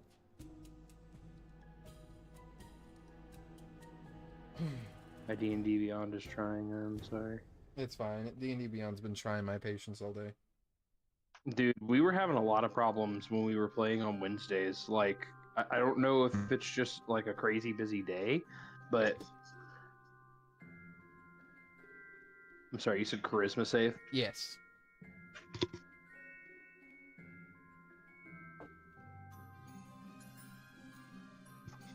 With a +5, that is a 28. Yeah, you overpower him in an instant, and his entire body goes black as he begins to decay into dust and ash. And you see within the body of the Cyclopian, there's like this dried up husk of like a human that was just barely in him. Or barely left, sorry. I feel like, gentlemen, we need to confront her about that, but I don't think letting a chaotic monster loose in the city is a great idea. I can't lie. You hear... Yeah. You look at your finger, Seymour, with your ring, and you see sparks arcing through it more and more. Oh boy. I feel like that guy was almost done a favor. That's a very unfortunate thing to experience, I would have to imagine. Mm-hmm. So they force these people to transform into Cyclopians and then take away their free will? Well, traditionally, Nothics aren't very, like... and I kind of, like, look off into the distance, like... intelligent, for lack of a better word. Like, they can do magic, but they run on instinct almost. So I don't know how much manipulation they're really doing besides maybe the obedience. You know what I mean? Like I think that they would probably all be angry and chaotic like that guy was trying to go if they weren't under control. The scariest part about Anothics is they are a primal animal that uses its brain to its full extent. They're Essentially. crazy monsters. Like above board, you should check them out, Q. They're awesome. I'm looking at them right now because I'm trying to make a crazy portrait of you, and they're scaring the shit out of me. They Dude, should. They're nuts. They should. They are a very scary D&D monster. Just a quick question. Yeah. Is that semi close to the homie that I talk to every day as Rook? What do you mean? What I just sent in the chat? I mean, Seymour? Like, are you saying that's not Seymour? Yeah. I mean, Seymour, Yeah. the way I would look at it more is like, Cyclopians are like the family-friendly versions of Nothics. They're like less pointy and more rounded, curved edges. They're less scary. They do look creepy, but they're less scary. Okay. Seymour's got some. He's got some spikes on him. Yeah. Still, he's an aggressive looking little guy. Really. Yeah, but compared to a Nothics, he's not. No. Yeah, he's absolutely. not gonna. He doesn't look like he's gonna tear your throat out. I think there's a sense of like Childlike being wonder almost when yeah. you have humanity to some degree. You know what I mean? There's a Yeah, look. yeah. There's a look in Seymour's eyes that just give you that childlike wonder, which almost takes away from his physical appearance. Yeah. But yeah, It's easy to think I'm like a gnome or something with the way I play this guy. but so- but when Seymour is throwing down the business in combat, yes, that's what he looks like. Yeah, I mean, I kind of knew, you know. Like I kind what of you know, looked but like. sometimes I just forget what you look like. But it's just one of those things where very casually we're all taught. Well, I mean, I'm a bird. I'm You're a bird. Yeah. kind of a scary. It'd be weird to talk to me. right. The Giff would be very strange to talk to. As The well, Giff but honestly would be the scariest thing for me because hippos are the most aggressive animals in the natural world, and so Yeah, I Look would how be. ripped he is. Yeah. Yeah. So like, And then you have Skeever, a giant a mouse, rat. a giant mouse. Mouse. rat. He is a mouse. He has round ears. And I did just kind of tell you that I'm basically a sentient version of a spooky monster. Yeah. Yeah. So You see, eventually, like the woman under the table is beginning to regain consciousness, and the fish just swats the chair, and it thonks her in the head, and she goes unconscious again. I think we better go, Brother Rook.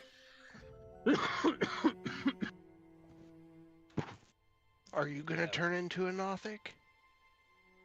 I don't think I can do that.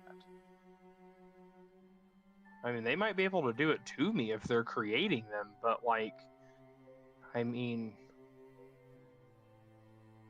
I don't know. And I kind of shrug.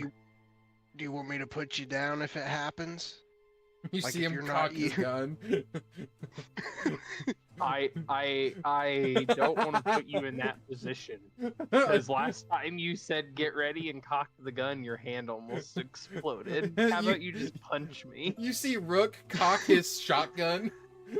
I gotcha.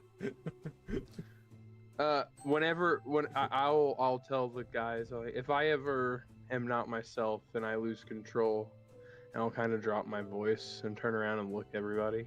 You're welcome to try and stop me.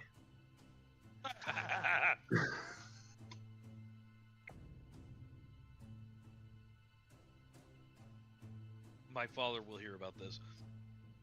Yeah, he's right there, and I point at the fish. Huh? I don't have a dad. Well, Gideon will be your daddy. maybe I do. Okay. The father figure did come to me. we continue in this tower? Or are we going over to see You want to go to see I Avarice? think we need to go confront Spooky Avarice. Bitch?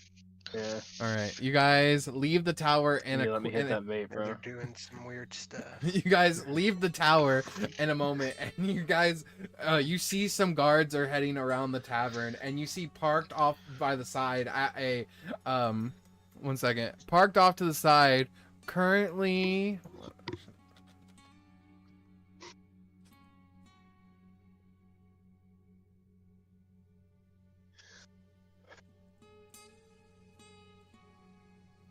You see parked off to the side, Benji, and he's in the drive-thru at a Friar's Fat Boy. If you can guess the reference, I will give you 100 gold. You What said was he's it? at what? You can't Google it. It's Friar's Fat Boy. It's a fast Fat food. Boy? It's a fast food restaurant that he is currently in the drive-thru at. Are you talking just about Fish's Big Big Boys? Boy? Fisher's Big, yeah, Fish's Big It Boy? is based off of that, but it's actually used in a movie, specifically Friar's Oh. Fat Boy. Oh, I don't know. You guys are gonna. Fat boy. If you guys don't get it, I'll tell you. But you see Benji is currently ordering a meal, and he's like, you see him reach through, and a sword gets handed to him. He's like, part of your medieval meal. Here you go. He's like, thank you. Oh, is that from Shrek? It fucking is. You get 100 gold. Yes. Can you tell me which Shrek? Shrek. 3D. It's 2. It's Shrek 2. It's the one with Prince Charming because he gets Yep. the kids' meal. Yep, and he Give him gets the the sword. sword. No, it's a battle axe. I'm pretty sure. I think it's a battle Oh, yeah. axe. But yeah, you see him currently just eating his food that he just ordered. And you see him slowly turn his head to you, and the bird does at the same time, and they both turn toward like 120-degree angle. Do you need a ride? Yeah, we need to go to. Hop in. What was her tower? Avarice is in the Invocation Tower. Invocation. All right. Next stop, Invocation Tower. Hopefully they fix those barriers. Guys, we need to discuss the potentiality of us getting in trouble now for killing that Cyclopian. You killed a and man? knocking out that woman. And knocked out a Benji, woman? Benji, we're You back. want We're some back help? here. You want some Benji. help? I'm not gonna lie to you, Rook. I don't think they're gonna care about the Cyclopian.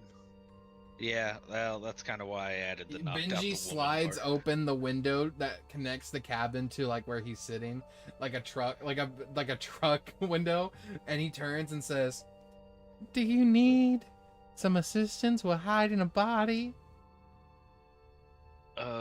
No, we left the body. Well, that's dumb. Did she recognize your faces? She probably won't be able to forget our faces. Here, can you go grab her? Or pour this down her throat. And he hands you a vial of this like slimy neon green liquid. I think the person we're going to see can probably just take care of it for us. I'm not gonna lie, Benji. This isn't a good job unless you do it right. I'm taking the slimy neon liquid. You know what to do with that. And he slides the window shut. I'm just gonna keep the liquid. What are they gonna blame the first Cyclopian Giff and Kinku they see? Yeah. I'm sure there's lots of triads of friends of those three. And don't forget the mouse and the lion. Yeah, that's true. Yeah. Yeah. Our name is the Herd. Who the No. fuck said that? It's not. Brother, sister, fish? No, this was Skiver. He was like, "Oh, you don't like it? Brother. Okay, I'll change it." I'll The change- herd. You don't like the Herd? I mean, I don't mind the herd, but we have to discuss names as a group. I've been writing it in my diary every night. By the way, the caravan is actively moving toward the Invocation Tower. They're flying through the night sky like fucking Harry Potter did in the fucking in Ron's dad's car.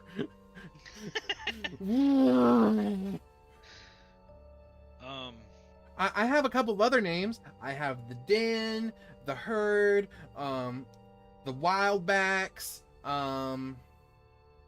what's this one? The Cinephiles. I think we'll just keep workshopping there, Skiver. All right, I'll write some more down later. But yeah, Jesus. Eventually you guys land next to the invocation tower. You guys head out, and do you guys head straight to Avarice? You are not yes. stopped. You are not stopped, so I will just put you guys straight there. I think it's this one. Yes, okay.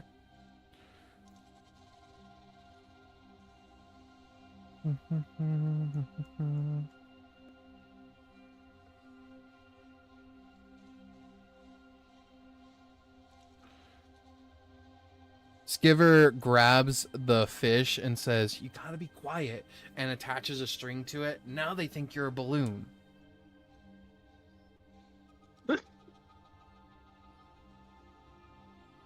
You guys make it to where Avarice is located. She is currently working on this magical gear that she is trying to repair.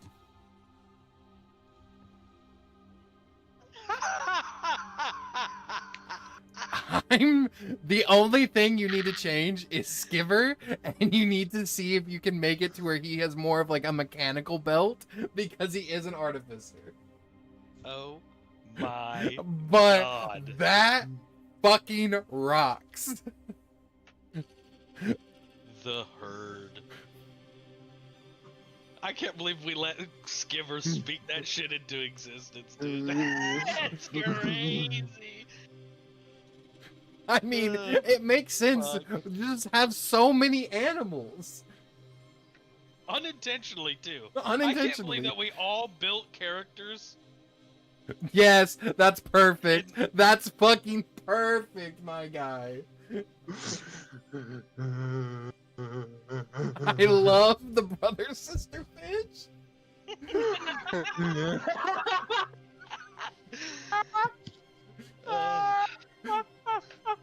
Jesus Christ. I just want you guys to look at this image, and I want you guys to know these are the heroes. These are who's gonna save this land. Yeah, well, this is kind of what I was getting at earlier. Look at that picture, and then be a normal dude who's like running a tavern, and then these motherfuckers show up. Dude, the crazy part is how all these characters were secrets up until the last minute too, and they're all fucking animals or monsters or fucking. The only one that I'm the looks most beautiful hippo they've ever seen. the only one that looks the most human is Simour, but looks the creepiest because he's blue with one eye. Fag. Oh my God. Oh, that's perfect. I fucking love that. That is honestly the best picture ever. I'm pinning this shit. I'll pin it later. But you guys make it to Avarice, and she is currently fixing like this magical gear, and she turns and says, "Oh, hello. Sorry about the mess. Kind of got covered in some purple gunk. She was in an egg. I believe everyone in the town was in an egg, Rook." So why are you guys turning people into Cyclopians? What the fuck? She just kind of like turns slowly to you. Where'd you hear that? One of the Cyclopians that I freed from the magic that's making them be under your control before he went psychotic and was trying to kill you, so I killed him. You see her like brush her hair back and go, "You killed him?" Well, I dispelled him.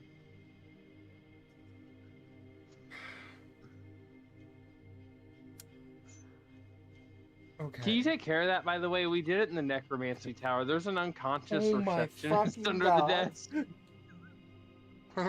You put Judith under the desk? But I She was also just didn't let unconscious. the Cyclopian come kill you. And I shrug. She takes a second and she begins to walk over to you all and says, okay, first, I am not making Cyclopians from people. I found out that was happening and tried to stop it. Inside. Insight. Roll an insight check.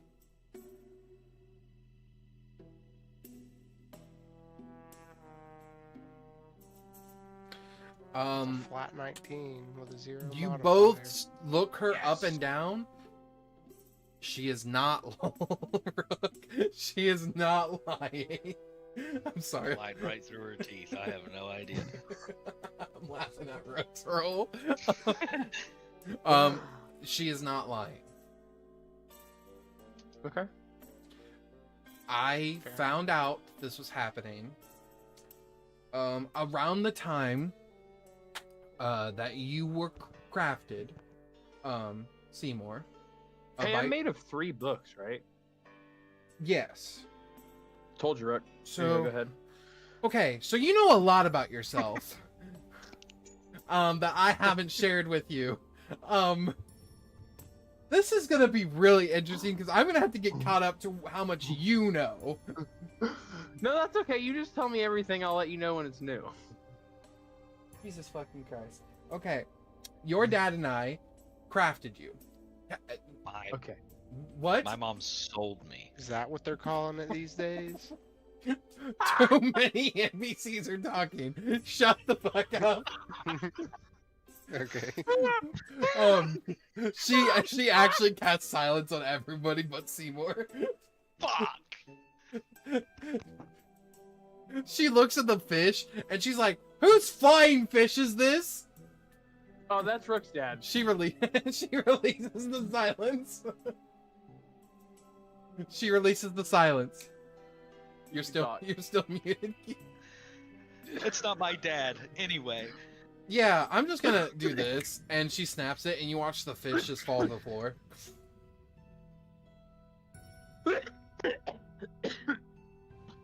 I'm gonna go collect pine and put them in my bag. You killed his brother's sister fish, Dad.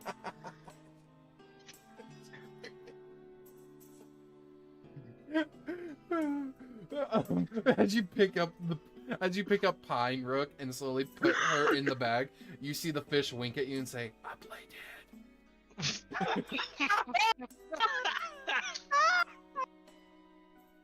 And you slide them into your bag.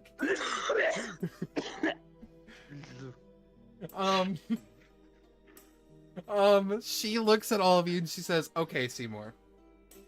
Okay. About some time ago, when we made you, we had access to these books. A lot of magical organizations were hunting for strong books like these. Because some of them, specifically those magical organizations, were the last believers or people of faith. They believe that these books of power hold divine sparks, similar to like vestiges from gods. So people were hunting these books, and it Like became this? what the fuck's I'll that? pop my wand. Put that down. Put it in your fucking pocket. Don't take it out. She clicks her fingers I, like, together. slowly slide it in my tunic. She claps her hands together, and you just every door and window locks, and just anti-magic seals appearing everywhere. Okay. Is anyone else holding something divinely attuned? Please raise your I think hand. all of us. You're fucking kidding me. Right, boys? I don't know if anybody ever told me. I'll point at my mask. I assume. She casts Dispel Magic, and she's like, "Why the fuck is your mask so powerful? I'm getting like multiple different hits of multiple different types of magic." It's pretty neat, right? there something know. in your mask? Do you want to see a card trick? I can do magic. Sure. Show me a card trick before we continue. If you Okay. can do magic. I get out a deck of cards Mm-hmm. and I'm shuffling them up, and I'm like, pick a card. These are a regular deck of cards, right? Yeah, just a deck of cards. Okay. DM to Why would it player. not be a regular DM deck to of cards? player. These are a regular deck of cards, correct? Yeah, why would they not be a regular deck Okay. of cards? She walks up and picks a card and draws it. Uh-huh. All right, show Seymour your card. Show Seymour I the won't card. look. Okay. Okay. Seymour, what was the card? Just give me a random card from a 52 deck. Ace of diamonds. Ace of diamonds. All right, Puts it your back. card was the Ace of Diamonds. He just told you. Yeah, he's not allowed to lie, so I mean, I knew it would probably be right. Yeah, he's right. She puts the card down. Okay. So you all have something divine. You, the paladin from before, I don't even sense magic coming from him at all anymore. What the fuck happened he there? hasn't been able to do magic for a little bit now. He just starts crying. Tears start streaming down his face. You should try the amen thing again, Bjorn. Oh man. Oh man. Nothing's happening. And who's the mouse fellow? What's your name? Hi, my name's Skeever. I work for Rook, and we're part of the adventuring party, The Herd. It's still to be determined. She's I like, mean, he is in the party. Skeever looks at you before you finish that sentence and says, and then says, but he's in the party. And he's like, okay. Just the name. Okay. She immediately casts another like 13 spells across the floor, and you see them light up across the ceiling and the walls and the floor. And she has covered this entire room in magical seals. Says, okay, we're gonna talk this out. Because we got a lot of talking to do, it seems like. Long ago, Seymour's dad and I used forbidden books to make Seymour. One of The Codex Divinityless Planes, the Demonicon of Igglewig, and the spellbook of the Last Arcane of Karthus. Yeah. Yeah. I've got the key to one of them. Oh, Rook has the key to one of them now. Oh my fucking god. She is pulling her hair out at this point. She looks at you all and says, okay, we used those books rather than other books that we had access to because those seem like the most neutral books at the time that we had access to. And to make a Cyclopian, a real Cyclopian, to make them naturally requires ample amount of magic and knowledge. Yes, those 3 books are within you, Seymour, but there's like 70 other books used as well to funnel knowledge into you. They're just not as powerful. Now, I was wrong, Rook. It's 73 bucks. anyway, people found out that Seymour was made by your dad. A completed Cyclopian. And by completed, I mean you have a soul. You're mortal. You live. You can think for yourself. You're not a rampaging animal. You were the first successful Cyclopian we've had in years. Decades, even. So, that happened. Then a group of wizards wanted your dad's knowledge. And you may or may not remember, your dad's tower came under attack by the same wizards that he used to work with. Mm-hmm. They killed your father. And in I saw. and in the same time tried to kill you but you seem to have escaped somehow. I don't know how. I wasn't there for that. Portal pad. Portal pad. Cool to know. Now, they did find partial research that your father did complete about the theory that mages could become Cyclopians to extend their lifetime and absorb more knowledge and become more powerful and more prolific wizards. Because Cyclopians, as you know, Simour, have the capability to absorb knowledge and use it. Yes. So, there was a theory. Trying a shortcut, sort of.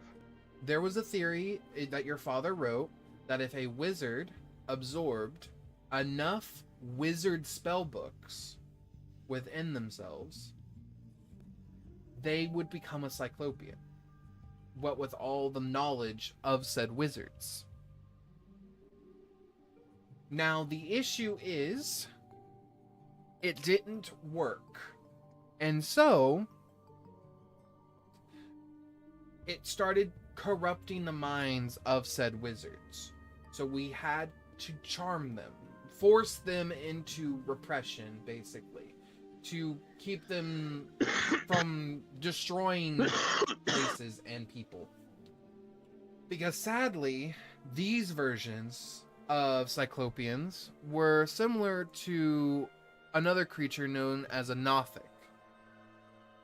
Nothics are feral-like Cyclopians that aren't given access to the written word, instead are given access to just primal knowledge.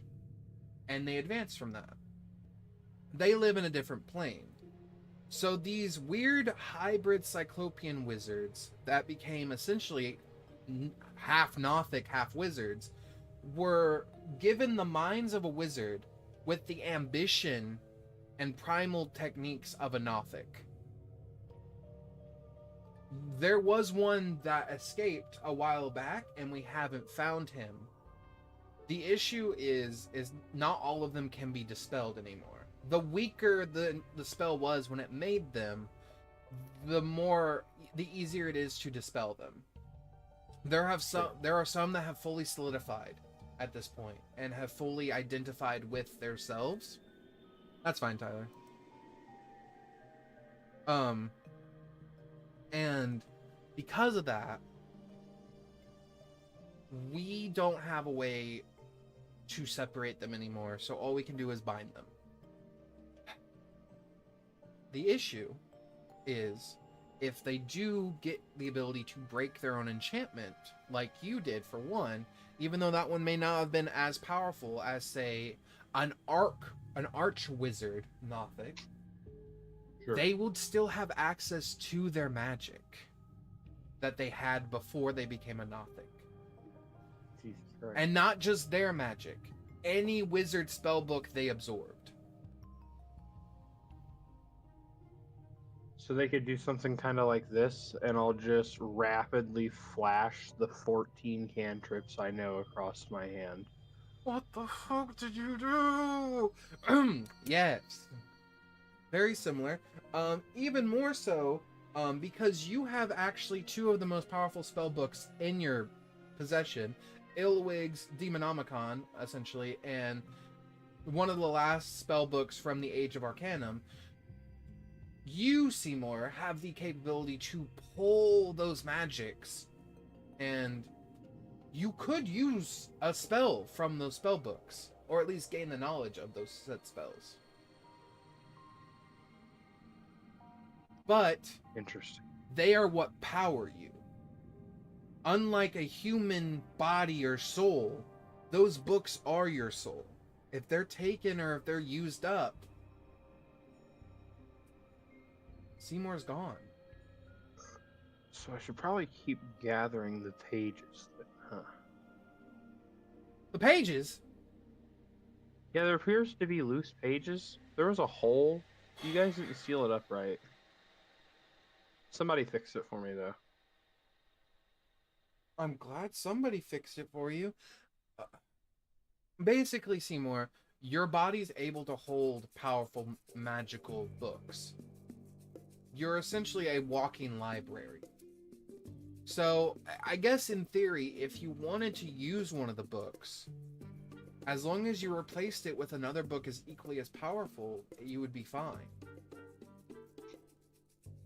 So I need to start gathering spells. Yeah? Okay. I can probably work with that. Okay. Now, I'm like kind of jotting down, and Seymour's jotting down in like his notebook. Eat more book, and I underline book like 4 times. now, there's another thing happening. The Arcane Brotherhood and the Red Wizards of Thay are working together. And they are taking over government and political standing across all of Faerun. Because there's no longer clerics and temples and divine magic to balance the arcane, they are essentially ascending. So, with that, they are cracking down on anything divine, because I don't know if you know the magic triangle. Does anyone here know the magic triangle? I don't think. So, the magic triangle is as like this. Arcane beats primal. Primal beats divine. Divine beats arcane. If you lose divine, arcane supersedes everything.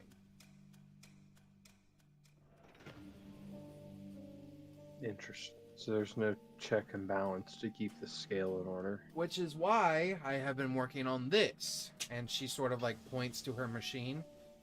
It's called a Divine Catcher. It's supposed to pull divine sparks and aspects just out and about, condense them here, and release them into the weave. So it acts essentially like a low-level god. But I without... don't know a lot about gods, but doesn't making a machine god kind of defeat the purpose of what gods are? It's not a machine god. It doesn't take prayers. It doesn't do anything like that. It's just gathering divine magic, pulling it, and then releasing it into the weave directly, like a god would. And it's a very slow and tedious process, but I have to build this, and I have to do this, because without gods, we have no divine magic to balance the arcane ministry. And without balancing arcane magistry, look, I'm a wizard. I love my magic. And I am extremely powerful right now. Wizards are probably gods at this point. We are probably gods right now, without being held by gods. The only god that I know for certain that is active out and about is Mistra, because I have talked to her. There's another one. What? Oh, there's at least one more. What? Who is it? Yeah, I've talked to I him. can't say. She points to you, Rook. You say, Yeah. Who is it?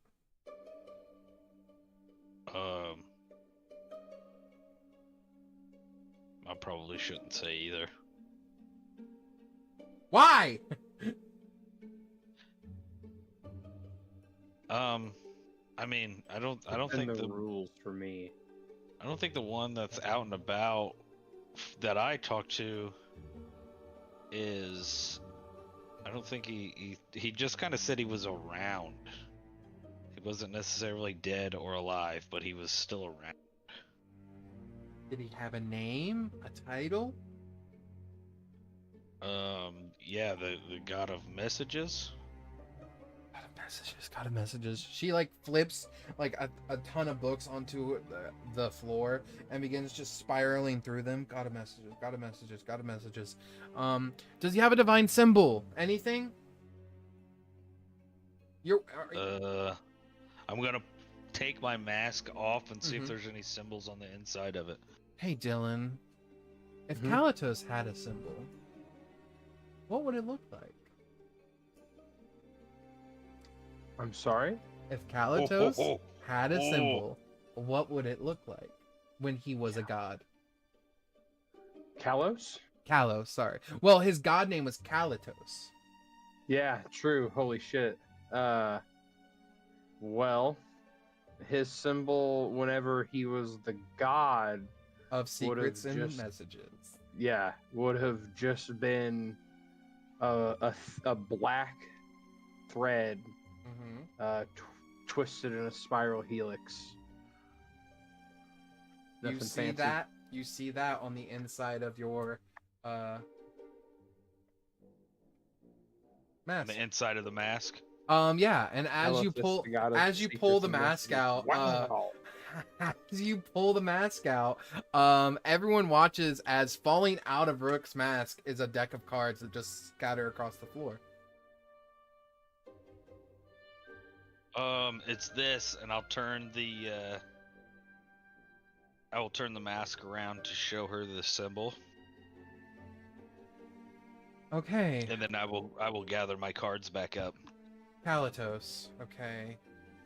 God of secrets and messages. Here we go. Okay. Ancient god. According to history, he was locked away. Okay. Maybe he was protected from whatever this thing was. Maybe. Who knows? Okay. Good. Okay, maybe I can. You see her begin to carve into some of the metal, his symbol, and you see in another section she has mistress symbol also carved in. She's like, okay, I have two gods. We just we need 4 more. 4 more, and we have a pantheon. Okay, and then the machine should be working. Skeever, you talk to any gods? Dude, I build machines. Like, if anything, gods should talk to me. The machine god, dude. She's making your god right now. Oh, yeah. He gets on his knees and begins to bow. Go say a prayer, dude. Okay. Oh, machine god. I, Skeever, an artificer, follow in thy footsteps. Make a perception check, Rook. Hey, Avarice, do you think we're safe in here for like an hour? Yes, I permanently sealed the room until I unseal it. 19. You watch as the machine tick. Oh, Just a very small. a bit of divinity. Okay. Excuse me. Oh my god. What did you do, dude? I don't know. Hot chili pepper. Basically. Seymour, yeah, you walk over there, and what are you doing? Well, what I'm gonna do is gonna take an hour technically of Okay, time. I'm gonna okay. ritually cast ceremony, Okay. and I'm gonna bless the machine god, dude.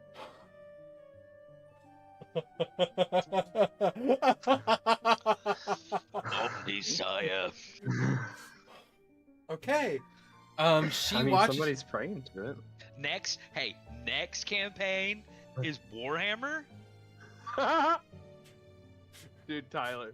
Dude, Tyler Tyler would just be busted. all over this. Warhammer campaign, Tyler. Oh, Warhammer campaign. Oh my Damn it, God, damn Q! it. I love that one. It's even better. I love the Sesame Street one. It's funny. This is how you guys think you're perceived. This is, and then the one above, how you actually are perceived. Yeah. We're like, we're just guys, and everybody else is like, stay the fuck away from the herd. You watch as Bjorn goes and sits on one end of the machine, and he gets on one knee and says, "I know I haven't. Bjorn, I might be able to help you too. He clasps his hands onto the floor and he says, I know that I haven't had my divine magic. God, I wish he was here right now. Ah, Don't worry. Bjorn, when you feel ready to turn your back on whatever crazy dark god you're following, I may now have the power to offer you atonement to return to the true mistress of magic. He does not look at you, and instead he says, I follow the god that answered my call and that has given me strength. I will not abandon my god for now. He gets on his knees. Smite places something his- about it then. He gets on his hands and knees as you begin your ceremony, and you begin to hear Bjorn pray, and he says, There is doom, God of old and ancients, I call to you. Hear me now. Through this divine relic that has been made from divine powers to be obtained, I ask that you beseech me and that you hear me. I deserve to be heard, for I am not only your champion, but I am the second pride. I follow in your footsteps to glean my own path. Amen. That amen sort of radiates through the room, and you watch as some of Avarice's sigils begin to burn and crack.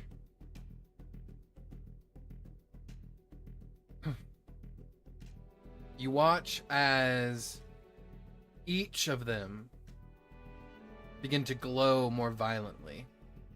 Yeah,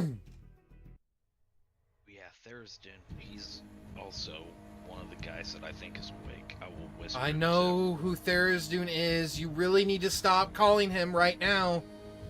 You look at Bjorn, and his eyes have gone completely black. His fur seems to be coated in this blacky ink as it begins to spread down from his eyes, down his body. You watch as his claw reaches out to the machine, and you watch and hear the sound of metal, almost like striking against metal, as he carves into the machine the Eldritch Eye. And he pulls his finger back. And as he does... As soon as he becomes involved, I stop ritually casting That's my fine. spell. That's fine. You see him open his eye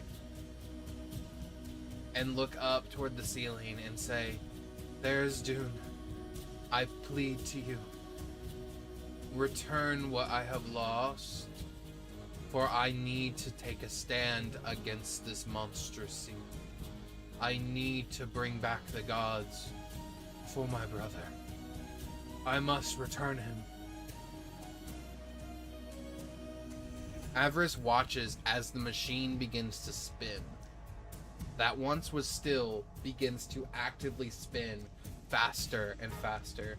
She grabs on to like a chair behind her and says, take cover? I don't know. And she gets behind, and you watch as a field of force appears around her. And you see the machine begin to spin faster and faster. You see orbs begin to generate color, as if pulling threads of magic. Seymour, your eye opens, and you see threads from the weave being pulled in, generated in. And then you see something beneath the floor, almost icky, nasty. The anti-weave almost begin to seep upward toward it. And you watch as they connect. And it begins to funnel with them both. Back and forth, back and forth. It begins to spin more and more. And then you all hear...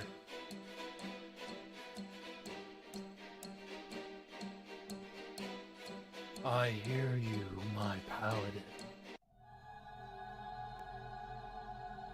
And I am sorry I could not answer you sooner.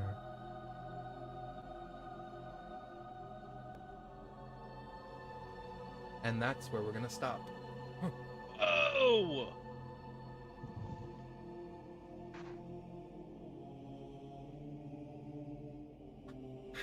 Thanks for watching. Oh!